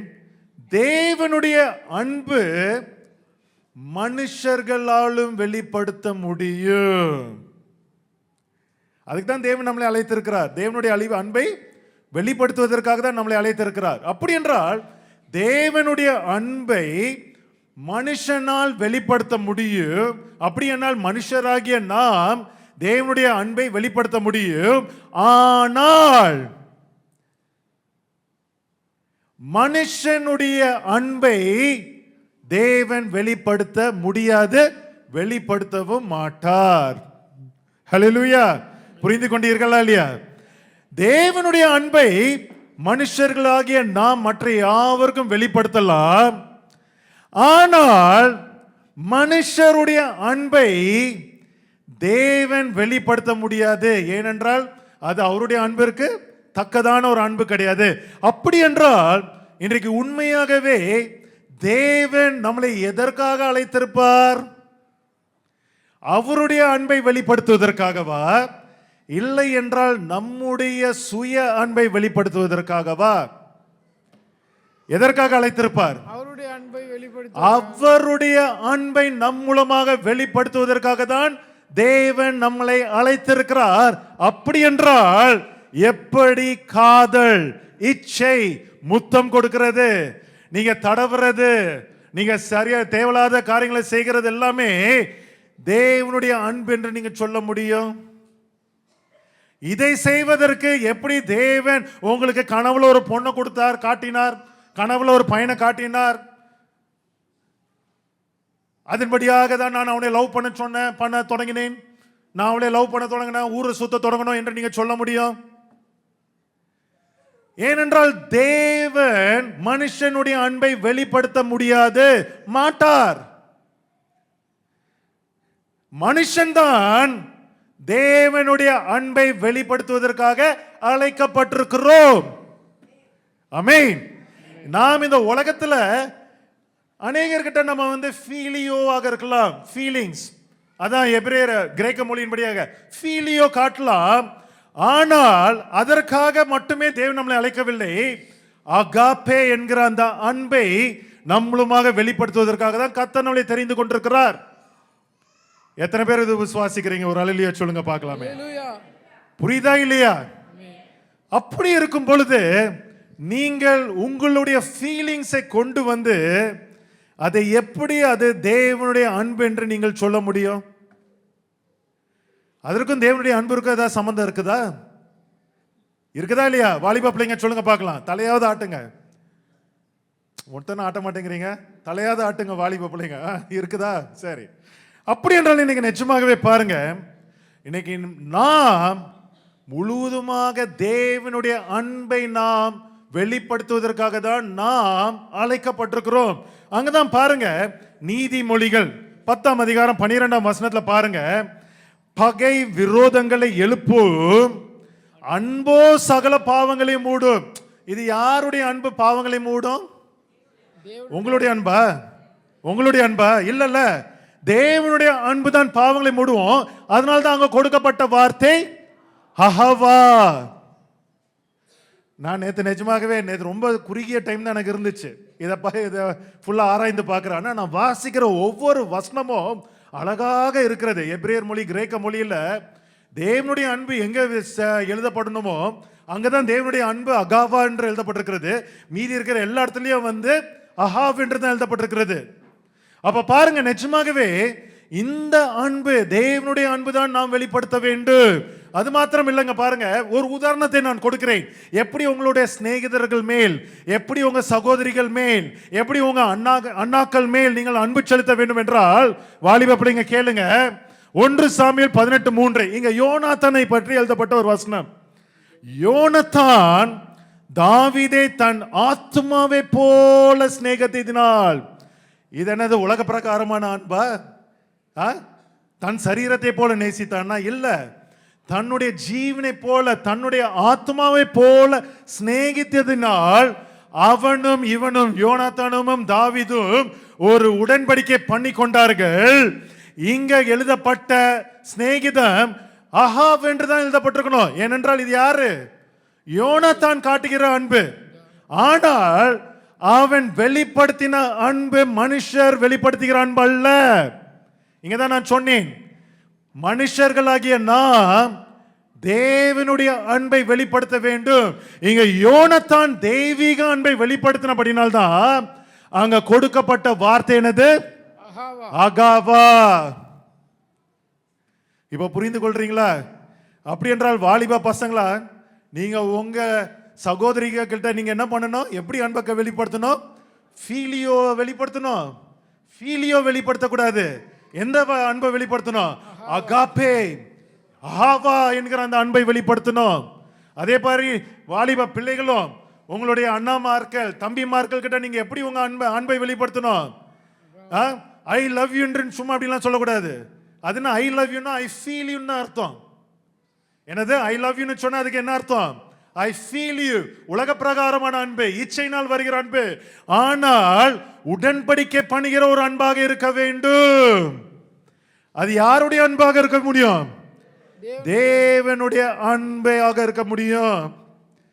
எப்படி உங்களுடைய ஆத்மா நஷ்டமாக கூடாதோ அதே போல என் சகோதரனுடைய ஆத்மாவும் நஷ்டமாக கூடாது. என் சகோதரியுடைய ஆத்மாவை நஷ்டமாக கூடாது என்று அவர்கள் மேல் அன்பை செலுத்தி எப்படி ஏசப்பா உங்க மேல் அன்பா இருக்கிறாரோ அதே அன்பை தான் நீங்களும் வெளிப்படுத்த வேண்டும். அதே உடன்படிக்கை தான் நீங்கள் செய்ய வேண்டும். நீங்கள் சொல்கிற ஐ லவ் யூ கிடையாது, இது அஹாவா அகாப்பே என்கிற தேவ அன்பை வெளிப்படுத்த வேண்டும். புரிந்து கொள்றீங்களா இல்லையா? இதை தான் நான் சொன்னேன். என்ன சொன்னேன்? தேவனுடைய அன்பு மனிதர்களால் வெளிப்படுத்தப்பட வேண்டும். ஆனா மனிதர்களுடைய அன்பு தேவன் வெளிப்படுத்த அவசியமில்லை, வெளிப்படுத்த மாட்டார். புரிகிறதா இல்லையா? சரி, அப்படி என்றால் இன்றைக்கு நிஜமாகவே வேதாகமம் அன்பை குறித்து என்ன சொல்லுகிறது? இதை குறித்து நான் வசனம் எடுக்கணும்னா நான் இது ஒரு 6 மணி நேரம் கூட நான் மெசேஜ் எடுக்கலாம். ஆனால் ரொம்ப சுருக்கமாக உங்களுக்காக நான் கொடுத்து வந்திருக்கிறேன். சரிங்களா? எல்லாருக்குமே தெரிஞ்ச ஒரு அதிகாரம். அநேக வாலிப பிள்ளைங்க, சண்டே கிளாஸ் பிள்ளைங்க கூட நீங்கள் மனப்பாடமாக படிச்சிருந்திருப்பீங்க. 1 கொரிந்தியர் 13ஆம் அதிகாரம் எல்லாருக்கும் தெரியும் தானே? இந்த அதிகாரம் முழுமையாக அன்பை குறித்து எழுதப்பட்ட ஒரு அதிகாரம். இப்போ நீங்கள் வாசிக்க போறீங்க. வாசித்து எந்த அன்பை குறித்து இங்கே எழுதப்பட்டிருக்கிறது என்று உங்களுடைய தேவ ஞானத்தின்படியாக அல்ல, உங்க மனுஷனின் அறிவின்படியாக நீங்க நிதானிக்க போறீங்க. தேவனுடைய ஞானத்தின்படியாக நான் என்ன சொல்ல வரேன்னு உங்களுக்கு தெரிஞ்சிருக்கும். ஆனா நீங்க மனுஷனுடைய ஞானத்தின்படியாக என்ன அன்பு, நீங்க ஜேஜேசிசி கிறிஸ்தவர்கள் கிடையாது, நீங்க வேற சபையில போற ஒரு சாதாரண ஒரு கிறிஸ்தவர்கள். ஏன்னா இந்த அதிகாரத்தை கொண்டு தான் பாருங்க இந்த காதல் இதுக்கெல்லாம் மெசேஜ் கொடுப்பாங்க. நானே நிறைய சபையில் உட்கார்ந்துருக்கிறேன். பிப்ரவரி 14ஆம் நாள் வருங்கிறதுக்கு முன்பதாக இந்த 1 கொரிந்தியர் 13 வச்சு மெசேஜ் கொடுப்பாங்க. அன்பா இருக்கணும், காதலிக்கணும், யாரையும் கைவிட்டக்கூடாதுன்னு மெசேஜ் கொடுப்பாங்க. இதெல்லாம் நவீன போதகம். ஆனால் நான் சொல்கிறேன், நீங்கள் நல்லா வாசிங்க. அங்கே என்ன எழுதப்பட்டிருக்கிறது? 1 கொரிந்தியர் 13, நான் மனுஷர் பாஷைகளிலும் நான் தூதர் பாஷைகளிலும் பேசினாலும் அன்பு எனக்கு இராவிட்டால் சத்தமிடுகிற வெண்கல போலவும் ஓசையிடுகிற கைத்தாளம் போலவும் இருப்பேன். ஒரு சராசரியான ஒரு கிறிஸ்தவராக நீங்க வாசிக்கும் பொழுது இது எந்த அன்பு என்று நினைத்துக் கொள்வீங்க? என்னுடைய மனுஷனுடைய அன்பு, நான் தான் அன்பு காட்டணும்னு நினைப்பீங்க. அதன் பிறகு 3ஆம் வசனத்தை பாருங்க. எனக்கு உண்டான யாவற்றையும் நான் அன்னதானம் பண்ணினாலும் என் சரீரத்தை சுட்டரிக்கப்படுவதற்கு கொடுத்தாலும் அன்பு எனக்கு இராவிட்டால் எனக்கு பிரயோஜனம் ஒன்றும் இல்லை. அப்படின்னா அன்னதானம் பண்ணணும், மற்ற என்ன சரீரத்தை சுட்டரித்தாலும் நான் மற்றவங்களை காட்டிக்க கொடுக்க கூடாது. இப்படிப்பட்ட அன்பு என்ன அன்புன்னு நினைக்கிறீங்க? அன்னதானம் பண்றது என்னது? இன்னைக்கு உலகத்தில் எல்லாருமே அன்னதானம் பண்றாங்களே, என்னது? மனுஷனுடைய அன்பு.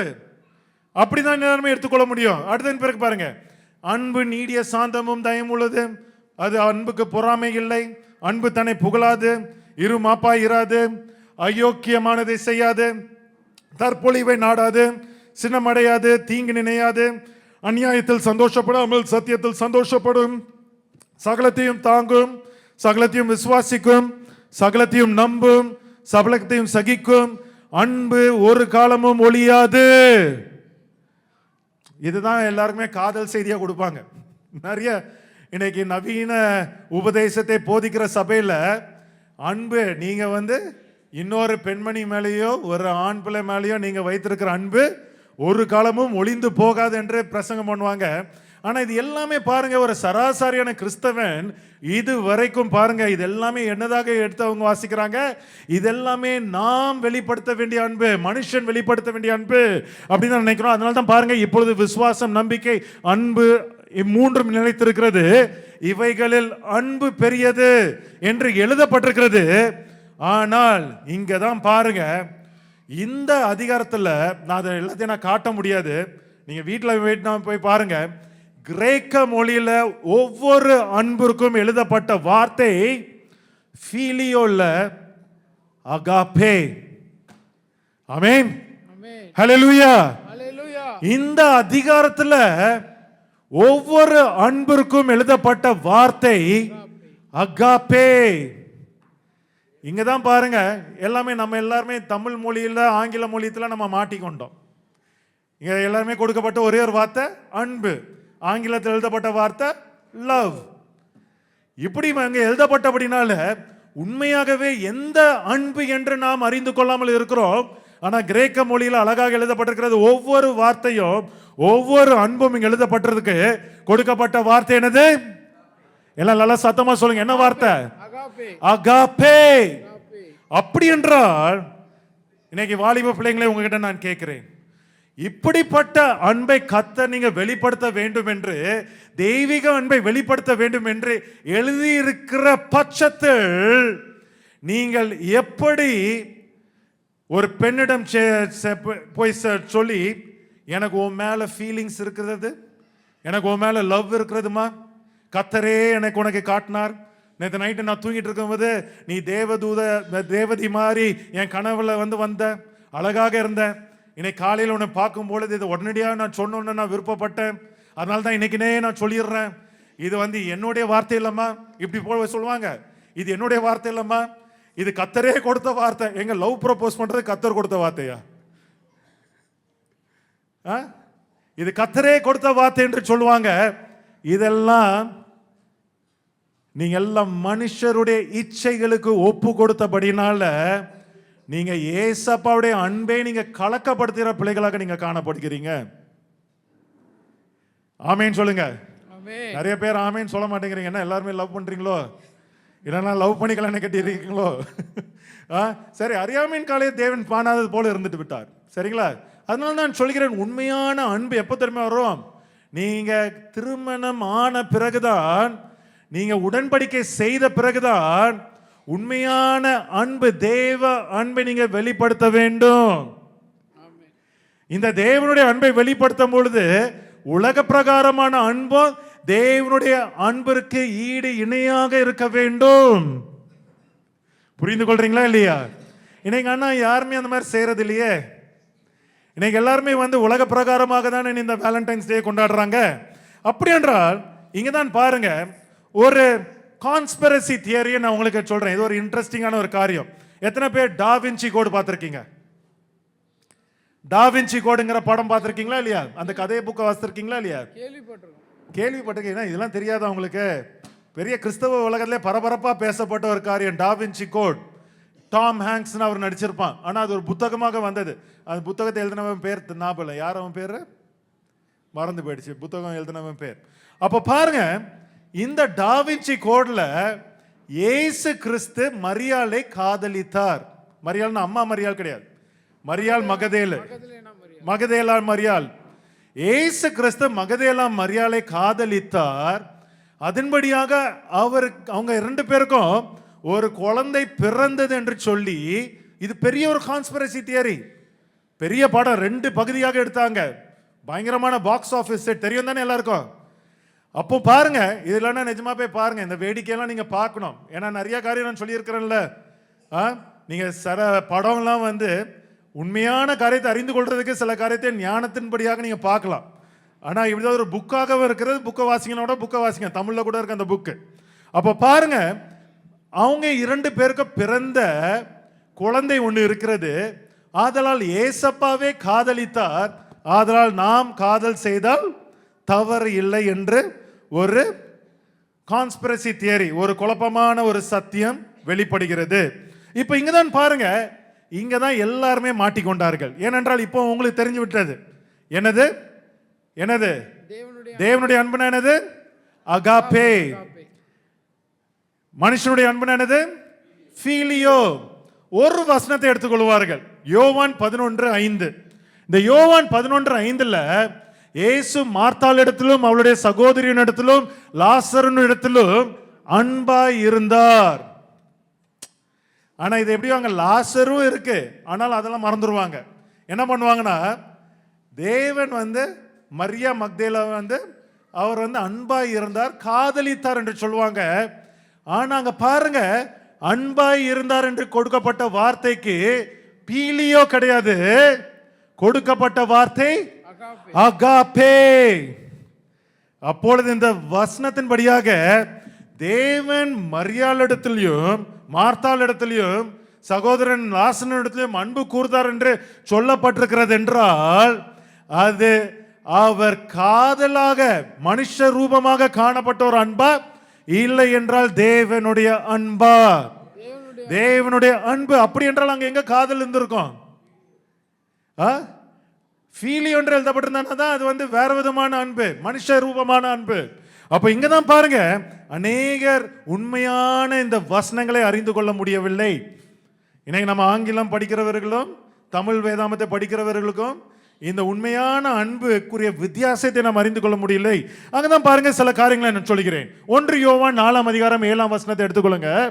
அங்க பாருங்க எழுதப்பட்டிருக்கிற ஒரு வசனம், பிரியமானவர்களே ஒருவரில் ஒருவர் அன்பாய் இருக்க கடவோம். இங்க பாருங்க, நீங்க ஒருவருக்கு ஒருவர் எப்படி இருக்க வேண்டுமா? அன்பாய் இருக்க கடவோம். காதலிக்கணும்னு இல்ல, அப்படி என்றால் அது ஃபீலியோ என்று எழுதப்பட்டிருக்கும். இங்க நீங்க மனுஷன் ஒருவருக்கு ஒருவர் அன்பாய் இருக்க வேண்டும் என்று எழுதப்பட்டாலும் எந்த அன்பை வெளிப்படுத்த வேண்டுமா? அகாப்பே என்கிற தேவனுடைய அன்பை வெளிப்படுத்த வேண்டுமா? ஹல்லேலூயா. ஏனெனில் அன்பு தேவனால் உண்டாயிருக்கிறது. எந்த அன்பு? அகாப்பே என்கிற அன்பு. அன்புள்ள எவனும் தேவனால் பிறந்து அவரை அறிந்திருக்கிறான். அன்புள்ள எவனும்னா யாரு? அகாப்பே என்ற அன்பினால் பிறந்த எவனும் தேவனை அறிந்திருக்கிறான். ஹல்லேலூயா. முற்றிலுமாக தேவன் வெளிப்படுத்துகிற அன்பு மாத்திரமே.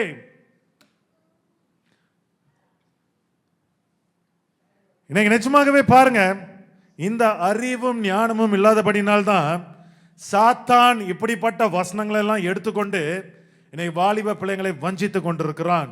ஏனென்றால் இன்றைக்கு சாத்தான் உலகத்தில் போதிக்கிற அன்பு ஒரு போலியான ஒரு அன்பு, சூடோ லவ் என்று சொல்வார்கள். இப்படிப்பட்ட அன்பு வேதாமத்தில் எழுதப்பட்டது எல்லாமே அகாப்பே லவ் தான். ஆனா இன்னைக்கு ஒழுங்காக மொழிபெயர்ப்பு இல்லாதபடினால இந்த அன்பை என்ன பண்ணிட்டான் சாத்தான்? உலகத்தில் இருக்க இச்சைக்கு கனெக்ட் பண்ணி விட்டான், உலகத்தில் இருக்கிற காதலுக்கு கனெக்ட் பண்ணி விட்டான். உலகத்தில் உங்களுடைய எல்லா ஆசை, உங்களுடைய எல்லா விருப்பங்களுக்கும் அவன் என்ன செய்து விட்டான்? கனெக்ட் செய்து விட்டான். புரிந்து கொள்றீங்களா இல்லையா? இதான் உலகத்தில் நடக்குது. அன்பாய் இருக்கிறவன் ஒருவரில் ஒருவர் அன்பாய் இருக்க வேண்டும். இன்னைக்கு உலகத்தில் பாருங்க, எல்லாருமே இதை தான் எடுத்து சொல்றாங்க. ஏவோ கிறிஸ்தவர்களே, உங்க ஏசப்பாவே சொல்லியிருக்காருப்பா, நீங்க ஒருவரில் ஒருவர் அன்பாய் இருக்க வேண்டும். அப்படி என்றால் நீங்கள் ஓரினை சேர்க்கை செய்கிறவர்களோடு அன்பாய் இருக்க வேண்டும், பாவம் செய்கிறவர்கள் மேல் அன்பாய் இருக்க வேண்டும். ஆனா பாருங்க, நிஜமாவே பாவிகள் மேல் அன்பு காட்ட சொன்னார். ஆனா இன்னைக்கு உலகம் எப்படி தெரியுமா கற்பித்து கொடுக்கிறது? பாவிகள் மேல் இல்ல, அந்த பாவத்தை நீங்கள் நேசிக்க வேண்டும் என்று உலகம் சாத்தானவன் உங்களுக்கு கற்பித்துக் கொண்டிருக்கிறான். இன்னைக்கு உலகத்தில் இருக்கிற எல்லா பாவத்துக்கும் இன்னைக்கு போடப்படுகிற போர்வை என்ன தெரியுமா? அன்பு. அதனுடைய உண்மையான அன்பு தெரியல, அர்த்தம் தெரியல. அன்புன்னு ஒரு போர்வையை போட்டுக்கொண்டு இன்னைக்கு நிஜமாகவே சாத்தான் என்ன தெரியுமா சொல்கிறான்? வாலிபர்களே, உங்கள் சரீரத்தின் மேல் நீங்கள் அன்பாய் இருக்க வேண்டும். எப்படிப்பட்ட அன்பு? இச்சைக்குரிய அழகுகள், மற்றவர்கள் பார்க்க வேண்டும் என்ற அழகுகள். அதனால தான் பாருங்க சாத்தான் அப்படி போதிக்கிறான் வாலிப பிள்ளைங்க கிட்ட. ஏனென்றால் உண்மையான அன்பு உங்களுக்கு தெரியல. எல்லாத்தையும் ஒரே வார்த்தை தான் கொடுக்கப்பட்டிருக்கிறது, அன்புன்னு ஒரே ஒரு வார்த்தை தான் கொடுக்கப்பட்டிருக்கிறது.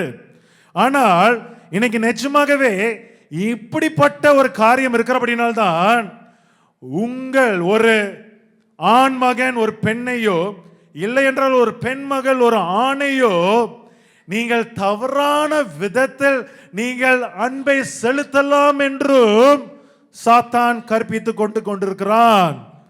அதன்படியாக தான் நீங்க பாருங்க, செக்ஷுவல் சென்ஸ் ரொம்ப அதிகமாக இந்த உலகத்தில் வளர்ந்து விட்டது. இன்னைக்கு ரொம்ப கேஷுவல் ஆகி விட்டது. கேஷுவல் செக்ஸ் தான் நினைக்கலாம். கல்யாணத்துக்கு முன்னாடி ஒரு நாள் மீட் பண்ணாலே அன்னைக்கே ட்ரை அவுட் பண்ணிடுறாங்க. அன்னைக்கு தான் மத்தியானம் தான் சந்திச்சிருப்பாங்க, நைட்டு படுக்கறையில் இருப்பாங்க. Casual sex, one night stand, இப்படிப்பட்ட கான்செப்ட் எப்படி கொண்டு வர்றான் சாத்தான்? உலகத்தில் அன்பு இருக்கணும்பா. அவன் என்ன சொல்கிறான்? நீங்க இதை செய்யறது இது எல்லாமே அன்பு என்று சொல்கிறான். இது அன்பு கிடையாதுங்க, இது பேர் ஃபீலியோ. இதை மனுஷன் நீங்க காட்டுற அன்பு, இதுல பாவமும் கலந்து இருக்கலாம். ஆனால் தேவன் காட்டுகிற அகாப்பே அன்பு உங்களுக்குள்ளாக இருந்தால் அந்த அன்புக்குள்ளாக எந்த பாவமும் கலந்து இருக்காது. ஹல்லேலூயா, ஹல்லேலூயா. நிச்சயமாவே இந்த அன்பை தான் நீங்கள் அறிந்து கொள்ள வேண்டும். ஃபீலியோ கிடையாது.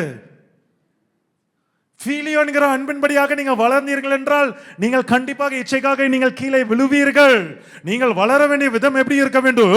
வாலிப பிள்ளைகளே, நீங்கள் தேவனுடைய அன்பினால், அகாப்பே என்கிற அன்பினால் வளர்க்கப்பட்ட பிள்ளைகளாக இருக்க வேண்டும்.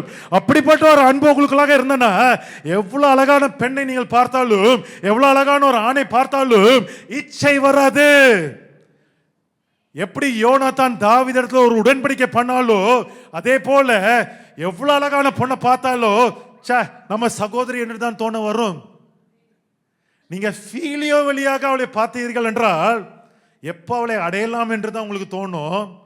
ஆனால் தேவனுடைய அன்பின் கண்களிலால் நீங்கள் பார்த்தீர்கள் என்றால் எப்பொழுதுமே அந்த பெண் என்னுடைய சகோதரி என்று தான் உங்களுக்கு தோன்றும். அந்த மகன் என்னுடைய சகோதரன் என்று தான் உங்களுக்கு தோன்றும். எத்தனை பேர் இப்படிப்பட்ட அன்பை வெளிப்படுத்துகிறீங்க? வாலிப பிள்ளைங்க, தைரியமா கையை தூக்குங்க. லேட் கமர்ஸ் 2 பேர் கை தூக்கிட்டாங்க.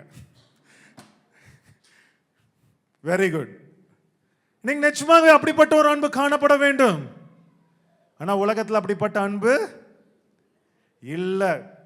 ஏனென்றால் இந்த அன்புக்கு ஒரே வார்த்தை தான் நம்மளுக்கு கொடுக்கப்பட்டிருக்கிறது. அதனால எது தேவனுடைய அன்பு, எது மனுஷனுடைய அன்பு என்று நம்ம இன்னைக்கு புரியாமல் இருந்தோம். ஆனா கர்த்தர் இன்னைக்கு உங்களுக்கு ஒரு ஞானத்தை கொடுத்திருக்கிறார். ஹல்லேலூயா. இது தேவனுடைய ஞானம். இந்த அன்பை 2 விதமாக எழுதுகிறது தேவனுடைய ஞானம். இப்ப நீங்க என்ன பண்ண போறீங்க? தேவனுடைய ஞானத்தை எடுத்துக்கொண்டு நீங்க உங்க அறிவை, உங்களுடைய புத்தியை நீங்க பிரயோஜனப்படுத்தி கொண்டு எது தேவனுடைய ஞானம், எது உலகத்தாருடைய ஞானம் என்று அறிந்து கொண்டு நீங்கள் உண்மையுள்ளவர்களாக நடந்து கொள்ள போறீங்க. ஹல்லேலூயா, ஹல்லேலூயா. நீங்க நிஜமாகவே உங்களுக்கு கொடுக்கப்பட்ட ஒரு திருஷ்டாந்தம் சிம்சோன். இன்னைக்கு சிம்சோன் நிஜமாகவே உங்களுக்கு ஒரு கொடுக்கப்பட்ட ஒரு திருஷ்டாந்தம். எவ்வளவு வலிமையுள்ள ஒரு மனுஷனாக இருந்திருப்பான் நினைச்சு பாருங்க. என்ன காரியம்லாம் செய்தார். ஒரு பெரிய ஒரு ஹீரோவாக இருந்திருக்க வேண்டியவன், ஆனா ஒரு பெண்மணியை அவன் மணந்தான் அவனுடைய ஆசையின்படியாக. அதற்கு முன்னாடி 2-3 பெண்மணியை மணந்தான். ஆனா எதற்காக மணந்தான்? பிலிஸ்தியர்களை நொறுக்குவதற்காக என்ன பண்ணா? திட்டம் போட்டு மணந்தான். ஆனா ஒரு பெண்மணியை நசரேயனாகிய இந்த சிம்சோன் காதலித்து விட்டான். காதலித்த மாத்திரத்திலே அவ்வளவு வல்லமையா இருந்தவன் என்னதாயிட்டான்? ஜீரோவாக மாறிவிட்டான். ஏன்? அகாப்பேன் படியாக அல்ல, அஹாபா படியாக அல்ல. ஆனால் அவன் காதலித்தது ஃபீலியோ படியாக. அகாவ் என்ற மனுஷன் வெளிப்படுத்துகிற அன்பின் படியாக காதலித்தான். அவ்வளோ பராக்கிரமசாலியாக இருந்த அவன் ஒரே நொடியில் ஜீரோவாக மாற்றப்பட்டான். வாலிபர்களே, இது உங்களுக்காக கொடுக்கப்பட்ட ஒரு எச்சரிப்பு. இது உங்களுக்காக கொடுக்கப்படுகிற ஒரு எச்சரிப்பு. ஏனென்றால் இன்னைக்கு சிம்சோன் அவ்வளவு தேவனுடைய கிருபை பெற்ற மனுஷன், தேவனுடைய அன்பை அவன் துஷ்பிரயோகம் செய்து விட்டான். He abused the love of God. இன்னைக்கு நீங்களும் தேவனுடைய அன்பை அபியூஸ் பண்ணாதீர்கள், துஷ்பிரயோஜனம் பண்ணாதீர்கள். நீங்கள் அப்படி செய்தீர்கள் என்றால் உங்களுடைய விழுதல் சடுதியாக இருக்கும். நீங்க எவ்வளவு தாழ்ந்திருந்தாலும், எவ்வளவு பராக்கிரமசாலியா இருந்தாலும், பெண்கள் நிமித்தமாக விழுந்தவர்கள் இதுவரைக்கும் எழுந்திருக்கிறார்களா? இல்லைன்னா ஆண்கள் நிமித்தமாக விழுந்த எந்த பெண்களாக எழுந்திருக்கிறார்கள் இது வரைக்கும்? அரசியல் உலகத்தில் பாருங்க, மற்ற கிறிஸ்தவ உலகத்தில் பாருங்க, நீங்க பெண்கள் விஷயத்துல மாட்டிக்கொண்டு கீழே விழுந்து விட்டீர்கள் என்றால் அங்கிருந்து மறுபடியும் எழும்பவே முடியாது. அதுக்கப்புறம் இந்த உலகமே உங்களே நம்பாது. நீங்க நல்லது செய்தா கூட உங்களே நம்பாது. இதனால்தான் உங்களுக்கு ஒரு பெரிய எச்சரிப்பு கொடுக்கப்பட்டிருக்கிறது. இன்னைக்கு நிஜமாவே அருமையான தேவனுடைய பிள்ளைகளே, நீங்க எப்படி இந்த தேவனுடைய அன்பை நீங்கள் எல்லாருமே துஷ்பிரயோஜனம் பண்றீங்க? How are you abusing the love of God? அங்கதான் யோவான் 2:16, ஏனெனில் மாம்சத்தின் இச்சையும் கண்களின் இச்சையும் ஜீவனத்தின் பெருமையுமாகிய உலகத்தில் உள்ளவைகள் எல்லாம் பிதாவினால் உண்டானவைகள் அல்ல, அவைகள் உலகத்தினால் உண்டானவைகள். இது அகாப்பே லவ் கிடையாது. இது என்ன சொல்கிறார்? இதெல்லாம் உலகத்தினால் உண்டான ஃபீலியோ என்கிற காதல் லவ். அப்ப அந்த ஃபீலியோன்படியாக உலகத்தினால் உண்டாகிற அன்பின்படியாக இச்சையின்படியாக என்ன வரும்? மாம்சத்தின் இச்சை, கண்களின் இச்சை, ஜீவனத்தின் பெருமை, இதெல்லாமே எங்கிருந்து உண்டாகிறது? நீங்க உலகத்தின் அன்பை வெளிப்படுத்தினால், உங்களுடைய மனுஷனுடைய அன்பை வெளிப்படுத்தினால் இதுதான் வரும். ஆதலால் தான் தேவன் உங்களுக்கு ஒரு கிருபையை கொடுத்திருக்கிறார். நீங்கள் மனுஷனுடைய அன்பை மட்டும் வெளிப்படுத்தணும்னு அவசியம் கிடையாது. நீங்கள் தேவனுடைய அன்பையே நீங்கள் வெளிப்படுத்தலாம். ஹல்லேலூயா. தேவன் மாத்திரமே அகாப்பையை வெளிப்படுத்தணும்னு அவசியம் கிடையாது. நீங்களும் தேவனுடைய அன்பை நீங்கள் வெளிப்படுத்துவதற்காக நீங்கள் தெரிந்து கொள்ளப்பட்டிருக்கிறீங்க. அதனால தான் பாருங்க, எப்படி நீங்க நிஜமாகவே இதுல இருந்து நீங்க வெளியே வரலாம். எப்படி நீங்க நிஜமாகவே ஒரு சகோதரனையும் ஒரு சகோதரியையும் இச்சை இல்லாமல் பார்க்கலாம். கொலோசியர் 3:5 பாருங்க. ஆகையால் விபச்சாரம், அசுத்தம், மோகம், துரிச்சை, விக்கிர ஆராதனையான பொருளாசை ஆகிய இவைகளை பூமியில் உண்டு பண்ணுகிற உங்கள் அவயங்களை அழித்து போடுங்கள். இதெல்லாம் எங்கிருந்து வருது? உங்க இச்சையினால் இருந்து வெளிப்படுகிற ஃபீலிங்ஸ், ஃபீலியோ. உங்க இச்சைனால, உங்க சரீரத்துல இருந்து வருகிற ஃபீலிங்ஸ்னால தான் இந்த விபச்சாரம், அசுத்தம், இந்த துரிச்சை எல்லாம் வருகிறது. இதை நீங்க என்ன பண்ணணுமா? அழித்து போட வேண்டும் என்று சொல்கிறார். எப்படி அழித்து போடுவீங்க? ரோமர் 13:14 பாருங்க. துர்ச்சைகளுக்கு இடமாக உடலை பேணாமல் இருந்து நீங்கள் என்ன செய்ய வேண்டும்? இதை அழித்து போடுவதற்கு என்ன செய்ய வேண்டும்? கர்த்தராகிய இயேசு கிறிஸ்துவை தரித்துக் கொள்ள வேண்டும். ஹல்லேலூயா, ஹல்லேலூயா. நீங்க இயேசுவுடைய அன்பை தரித்துக் கொள்ள வேண்டும். அதான் பாருங்க, பவுல் சொல்கிறார் கலாத்தியர் 5:16-17 பின்னும் நான் சொல்லுகிறது என்னவென்றால், ஆவிக்கேற்றபடி நடந்து கொள்ளுங்கள். என்னது? உலகத்தின்படியாக அல்ல, ஆவிக்கேற்றபடி தேவனுடைய அன்பினால் வெளிப்படுத்துகிற அந்த ஆவியின்படியாக நடந்து கொள்ளுங்கள். அப்பொழுது மாம்ச இச்சையை நிறைவேற்றாமல் இருப்பீர்கள். மாம்சம் ஆவிக்கு விரோதமாகவும் ஆவி மாம்சத்துக்கு விரோதமாகவும் இச்சிக்கிறது. நீங்கள் செய்ய வேண்டும் என்கிறவைகளை செய்யாதபடிக்கு இவைகள் ஒன்றுக்கொன்று விரோதமாய் இருக்கிறது. அப்படி என்றால் என்ன சொல்கிறார்? இந்த ஆவிக்கு ஏற்ற அன்பு, மாம்சத்திற்கு ஏற்ற அன்பு எப்பொழுதுமே என்னது? ஒன்றுக்கொன்று ஒட்டவே ஒட்டாது, விரோதமாக தான் இருக்கும். தேவனுடைய அன்பு வேறு விதமாக அன்பு. உலகத்தின்படியாக நம்மளுடைய சரீரத்தில் காணப்படுகிற அன்பு அது எப்பொழுதுமே இச்சையை மட்டுமே உண்டாக்கும் என்று சொல்கிறார். அப்படி என்றால் அதற்கு என்ன செய்ய வேண்டும்? கிறிஸ்துவை நீங்கள் தரித்துக் கொள்ள வேண்டும். இங்க 16 சொல்கிறதுபடியாக ஆவி கேட்டபடி என்ன பண்ணணும்? ஆவி கேட்டபடி நீங்க நடந்து கொள்கிற பிள்ளைகளாக காணப்பட வேண்டும். எல்லாருமே இதை ஏற்றுக்கொள்றீங்களா இல்லையா? இன்னைக்கு நிஜமாகவே நீங்க எந்த அன்பை காட்ட வேண்டிய உலகத்துல?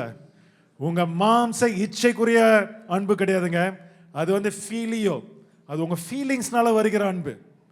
அந்த அன்பை நீங்க காட்டினீங்கன்னா என்னைக்காவது ஒரு நாள் நீங்க மாண்டு போயிருவீங்க. ஆனால் நீங்க காட்ட வேண்டிய அன்பு முழுவதுமாக என்னது?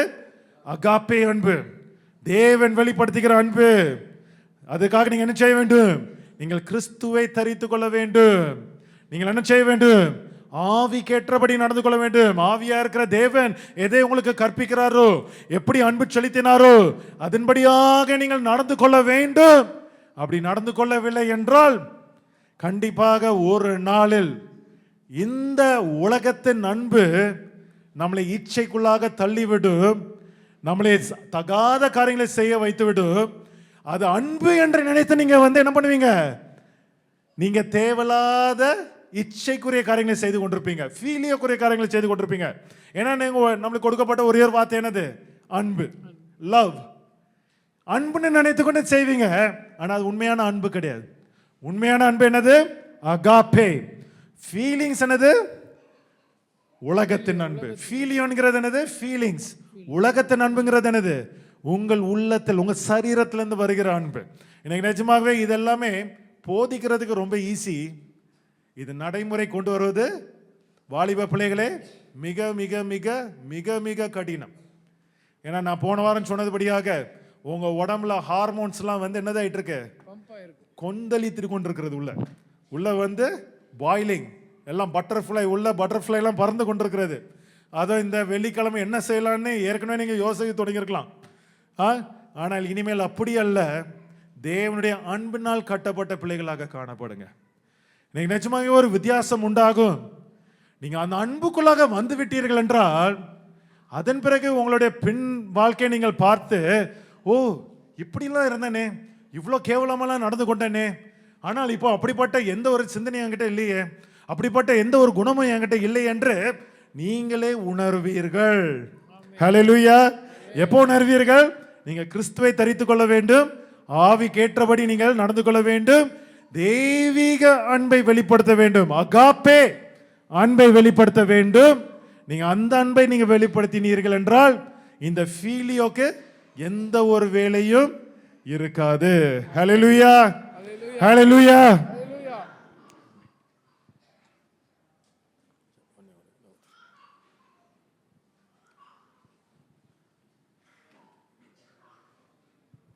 சரி, பிரைஸ் தி லார்ட். சத்தத்தை காணோம். ஆமென், ஆமென். பலத்த கிரியை நடப்பிக்கப்பட்டு கொண்டிருக்கிறது போல் இருக்கிறது இல்லையா?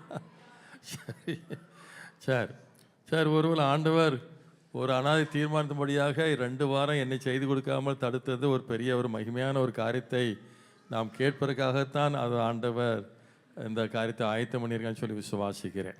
ஆமென். சார், ஆமாம். இதில் நான் என்ன சொல்ல விரும்புகிற ஒரு காரியம் என்னன்னு சொன்னால், இந்த வாலிப பிள்ளைகளுக்காக கொடுக்கப்பட்ட ஒரு காரியம், இது நம்ம எவ்வளோ வருஷமாக இதை சொன்னோம், கேட்கல. இன்றைக்கி லவ் பண்ணுறத ஒரு பெருமையாக நினைக்கிறாங்க இல்லையா? சில பேரெல்லாம் நான் அவளை லவ் பண்ணுறேன், இவனை லவ் பண்ணுறேன் பெருமையாக பண்ணுறாங்க. அந்த லவ் நிமித்தமாக செய்கிற துணிகரமான பாவங்களை கூட பெருமையாக நினைக்கிறாங்க. அது அவங்களுக்கு தப்பாகவே தெரியல.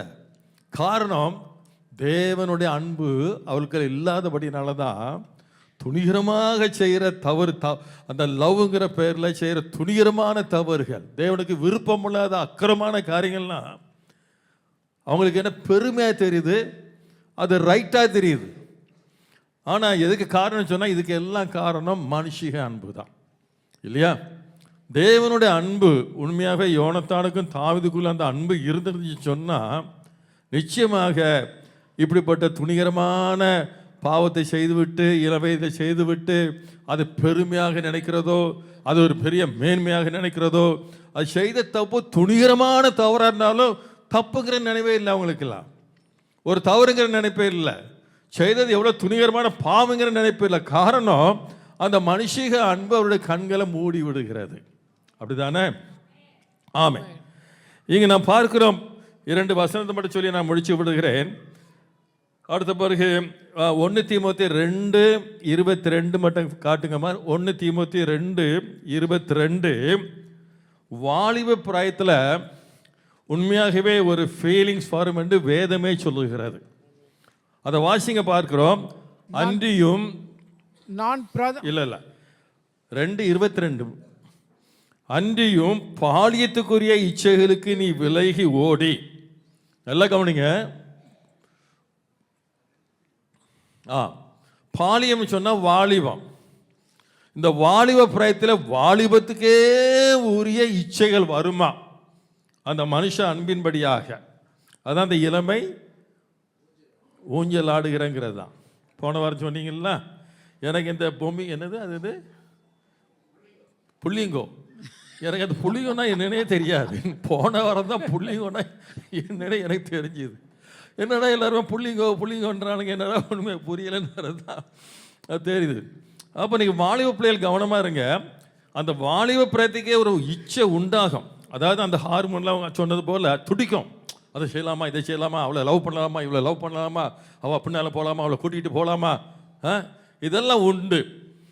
ஆனால் இயேசுவின் அன்பை ருசி பார்த்து ரட்சிக்கப்பட்ட பிள்ளைகள், வாலிப சகோதரனே சகோதரியே, நீ ஞானஸ்தானம் பெற்றிருந்தால் இப்படிப்பட்ட தவறை செய்ய முடியும். அந்த பாலியத்துக்குரிய இச்சையை நீங்கள் இயேசுவின் அன்பினாலே மேற்கொள்ள முடியும், யோசேப்பை போல. ஆமென். ஆனால் பாலியத்துக்குரிய இச்சை வரன்னு வேதம் சொல்லுகிறது. கண்டிப்பாக இருக்கும் எல்லாருக்கும். அந்த வாலிபத்தில் கண்டிப்பாக பாவத்துக்கு விளைவிக்கிற காரியம் உண்டு. ஆனால் உங்களை அது இயேசுடைய அன்பினாலே நீங்கள் நிரப்பப்பட்டு அந்த அன்பினால அதான் சொல்கிறான், நீ பாடியத்துக்குரிய இச்சை விலைகோடு சுத்த இதயத்தோடு கர்த்தரை தொழுதுகளுடனே நீதியையும் விசுவாசத்தையும் அன்பையும் சமாதானத்தையும் அடையும்படி நாடு. இதுதான் ஒவ்வொரு வாலிபுள்ளிகளும் நாட வேண்டிய ஒரு காரியங்கள். ஆனால் உங்களுக்கு தப்பு சொல்ல மாட்டேன். ஒருவேளை நீங்கள் அறியாமல் செஞ்சால் மன்னிப்பு இருக்கலாம். ஆனால் அறிந்து நீங்கள் துணிகரமாக வாலிபுரத்தில் தவறு பண்ணியிருந்தா, நீங்கள் ரட்சிக்கப்பட்டு இயேசுவின் அன்பை செய்திகளெல்லாம் கேட்டு சத்தியத்தெல்லாம் அறிந்து நீங்கள் செய்யப்பட்டு தவறு பண்ணியிருந்தா அது துணிகரமான அக்கிரமம், பாவம். அதுக்கு ஒரு ஆசீர்வாதம் இல்லாமல் நமக்கு போயிடும். சிம்சோனை போல நீங்கள் காணப்படுவீங்க. நம்ம எல்லா ஆசீர்வாதத்தையும் இழந்தவர்களாக காணப்படுவோம். ஆனால் இப்படிப்பட்ட வாலிபுரத்தில் யாரால் துணிகரமான இப்படிப்பட்ட பாவத்தை செஞ்சிருந்தா மனப்பூர்வமாக மன்னிக்கலுங்க. அதை குறித்து பெருமை பாராட்டாதீங்க. அது ஒரு அவமானம், அது ஒரு அக்கிரமம், அது தேவன் ஏற்றுக்கொள்ளாத ஒரு அக்கிரமங்கள். இதை குறித்து நீங்கள் கவனமாக இருங்க. செஞ்ச தவறை மூடி மறைக்காதீங்க. செஞ்ச தவறு குறித்து மேன்மை பாராட்டாதீங்க. எல்லாத்தையும் காண்கிற ஒரு தேவன் இருக்கிறார். ஆமென். அவருடைய சட்டம் வேற, உலகத்தின் சட்டம் வேற. ரொம்ப கவனமாக இருப்போம். இதுக்கு கடைசியாக நான் சொல்கிற வார்த்தையை ஏற்கனவே சொல்லியிருக்கேன், எல்லாம் மறந்துருப்பீங்க. யோபுல இயேசுவின் அன்பினாலே நாம் ரட்சிக்கப்பட்டிருக்கிறோம். அவருடைய அன்பை வெளிப்படுத்த முடியாது. அவர் சொன்னதும், நான் உங்களிடத்தில் அன்பாக இருக்க போல நீங்களும் ஒரு இடத்துல ஒருவர். அதுதான் இயேசப்போட அன்பை வெளிப்படுத்துவதற்காக நாம் தெரிந்து கொள்ளப்பட்டிருக்கிறோம். அந்த அன்பினால் ரட்சிக்கப்பட்டு அந்த அன்பினால் நிரப்பப்பட்ட பிள்ளைகளாக இருப்போமே. ஆனால் யோபு 31ஆம் அதிகாரம் முடிச்சிடுறேன். இந்த ஒரு வசனம் தான். வாலிப பிள்ளைகளுக்கு நான் மறுபடியும் பல வருஷங்களுக்கு முன்பாக இந்த வசனத்தை நான் சொல்லியிருக்கிறேன். என் அருமையான வாலிப பிள்ளையை, நீ இயேசுவின் ரத்தத்தால் கவலைப்பட்டு ஞானஸ்தானம் பெற்ற அவருடைய அன்பை ருசி பார்த்து அந்த அன்பினால் ரசிக்கப்பட்ட பிள்ளையாக இருப்பானால், உண்மையாக உனக்குள்ளாக தேவனுடைய அன்பு இருக்குமானால், உண்மையாக இயேசுவின் அன்பு உனக்குள்ள இருக்குமானால், சொல்லப்பட்ட வார்த்தையை பாருங்க. என் கண்கள் இல்லை ஒரு நானே பேசுறேன். யோபு 31:1-2 எவ்வளோ ஒரு பயங்கரமான எச்சரிப்பு பாருங்க. வாலிப பிள்ளைகளுக்கு கொடுக்கப்பட்ட ஒரு பயங்கரமான எச்சரிப்பு. எவ்வளோ பயங்கரமான எச்சரிப்பு பாருங்க. என் கண்களோட உடன்படிக்கை பண்ணின நான், என்ன, இயேசுடைய அன்பினாலே நிரப்பப்பட்டு ரட்சிக்கப்பட்டு அந்த அன்பினாலே இயேசப்பாவோடு உடன்படிக்கை பண்ணிட்டோம். ஞானஸ்தானத்தில் உடன்படிக்கை பண்ணிட்டீங்க. இயேசப்பா, நான் பாவத்துக்கு மறிச்சிட்டேன், இனி நான் பாவம் செய்ய மாட்டேன், என் பழைய மனுஷன் பாவத்துக்கு ஞானஸ்தானத்தில் அடக்கம் பண்ணப்பட்டாச்சு, இப்போ நான் ஒரு புதிய மனுஷன், ஆண்டவரே நான் ஒரு புதிய வாழ்க்கையை வாழணும். நம்ம ஞானஸ்தானம் பெறும்போது ஒரு ஒரு தீர்மானத்தோடு ஞானஸ்தானம், நான் பழைய மனுஷனாக இருக்கிறேன், இன்னும் புதிய மனுஷனாக மாறிட்டேன், நான் என்ன சிந்தையெல்லாம் புதிய. அதான் சொல்லுவேன், ஒருவன் கிறிஸ்துவில் இருந்தால் புது சிருஷ்டியாக இருக்கிறான், பழையவைகள் ஒளிந்து போயின சொன்ன வார்த்தை. இந்த வார்த்தையின்படியாக நீங்கள் வாலிப பிள்ளைகள் உங்கள் கண்களோட உடன்படிக்கை பண்ணின பெண்ணு பாருங்க, ஏசப்பாவோடு உங்கள் அன்பினாலே உடன்படிக்கை பண்ணின பின்பு ஞானஸ்தானம், நான் இனி பாவம் செய்ய மாட்டேன் என்பதுக்கு தான் அர்த்தம். நான் ஒரு புது சிருஷ்டியாக மாறுவேன் என்பதுக்கு தான் உடன்படிக்கை. அதை மீறி நான் ஒரு கன்னிகையின் மேல் நினைப்பாயிருப்பது எப்படி, ஒரு பெண்ணின் மேல் நினைப்பாயிருப்பது எப்படி, ஒரு வாலிப மகன் மேல் நினைப்பாயிருப்பது எப்படி, ஒரு வாலிப மகள் மேல் நினைப்பாயிருப்பது எப்படி, சவாலாக எச்சரிப்பு. எப்படி நீ எப்படி லவ் பண்ண முடியும்? நீ எப்படி துணிகரமா லவ்ங்கிற பேர்ல தாறுமாற நடக்க முடியும்? அதுதான் வேதம், நான் சொல்லல, வேதம் சொல்லுகிறது. அப்படித்தானே? ஆண்டவரோடு உடன்படிக்கை பண்ண நான், சத்தியத்தை அறிந்த நான், இயேசுவின் அன்பை ருசி பார்த்த நான், எப்படி துணிகரமாக லவ்ங்கிற பேர்ல அர்த்தம் தெரியாம மனுஷங்க அன்பின் அடிமையாகி ஒருவனை லவ் பண்ண முடியும்? ஒருத்தையை லவ் பண்ண முடியும்? எப்படி நான் தாறுமாறங்கள் செய்ய முடியும்? நான் எப்படி தனியாக கூட்டிட்டு போக முடியும்? எப்படி நான் லாட்ஜில் தங்க முடியும்? எப்படி தவறான காரியங்களை நான் செய்ய முடியும்? எப்படி நான் ஊர் சுற்ற முடியும்? எப்படி? ஆமென். பாருங்க, அப்பொழுது நீ இப்படி செய்தா, துணிகரமான இந்த பாவத்தை நீ செய்தா, அப்பொழுது உன்னதங்களிலிருந்து தேவன் அளிக்கும் பங்கும் உன்னதத்திலிருந்து சர்வ வல்லவனுக்கு கொடுக்கிற எல்லா விதமான ஆசீர்வாதமும் எனக்கு கிடைக்குமோ? கிடைக்காது.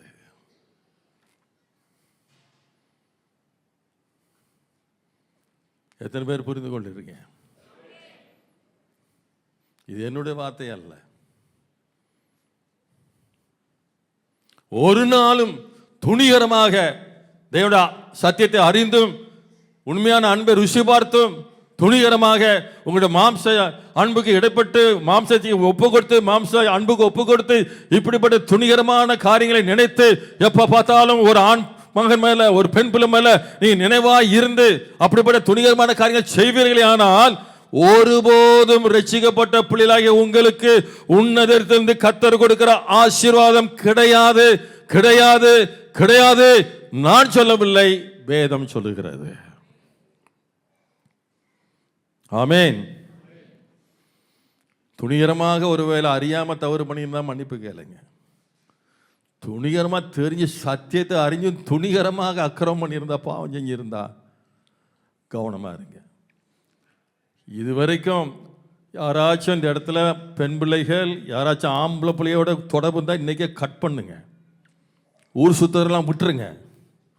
இந்த இடத்துல யாராவது ஆண் சகோதர வாலிப பிள்ளைகள் இந்த வார்த்தை விரும்ப யாரோ பொம்பளை பிள்ளையோட சுற்றிக்கிட்டு இருந்தா, பொம்பளை பிள்ளையோட எப்போ பார்த்தாலும் ஃபோனில் பேசிக்கிட்டே இருந்தா கட் பண்ணு. உனக்கு கட் பண்ண முடியலையா, தூக்கி எறி ஃபோனை. அந்த ஃபோன் உனக்கு தேவையில்லை. அந்த பேச்சு உங்களுக்கும் தேவனுக்குள்ள ஐக்கியத்தை முற்றிலுமாக முறித்து போட்டு விடும். வேண்டாம் அந்த ஃபோன், தூக்கி தூக்கி எறிங்க. எதுக்கு அந்த ஃபோன் உங்களுக்கு? இதுக்காக மணிக்கணக்காக பேசுறதுக்காக உங்களுக்கு ஃபோன் வச்சிருக்கிறார் ஆண்டவர். நீ ரட்சிக்கப்பட்ட பிள்ளை, ரட்சிக்கப்பட்ட வாலிப பிள்ளை, மணிக்கணக்காக எவ்வளோட பேசுறதுக்காக உனக்கு ஆண்டவர் ஃபோனை தந்திருக்கிறாரு. நீங்க உலகத்தார் இல்லை, நீங்க ஆண்டோட பிள்ளைங்க. இது கொடுக்க வேண்டிய நேரம், இன்னைக்கு கொடுக்க வேண்டிய நேரத்தில் சரியான எச்சரிப்பை கொடுத்துட்றேன். ஆனால் இன்றைக்கு ஆண்டோட வார்த்தைக்கு கீழ்ப்படியுங்க. கீழ்ப்படுகிறதும் கீழ்ப்படியாமல் போவதும் உங்களுடைய இஷ்டம். நீங்கள் கீழ்ப்படிந்தால் உங்களுக்கு மேன்மை, கீழ்ப்படியாவிட்டால் உங்களுக்கு தாழ்மை. அப்படித்தானே? ஹலோ, எல்லாம் சொல்லுங்க சத்தமா. நான் சொன்னது சரியா இல்லையா? நான் சொன்ன என் வார்த்தையா? ஏசப்பாவோட வார்த்தை. அவன் சொல்ல வேண்டிய நேரத்தில் சொல்லிட்டேன். கக்க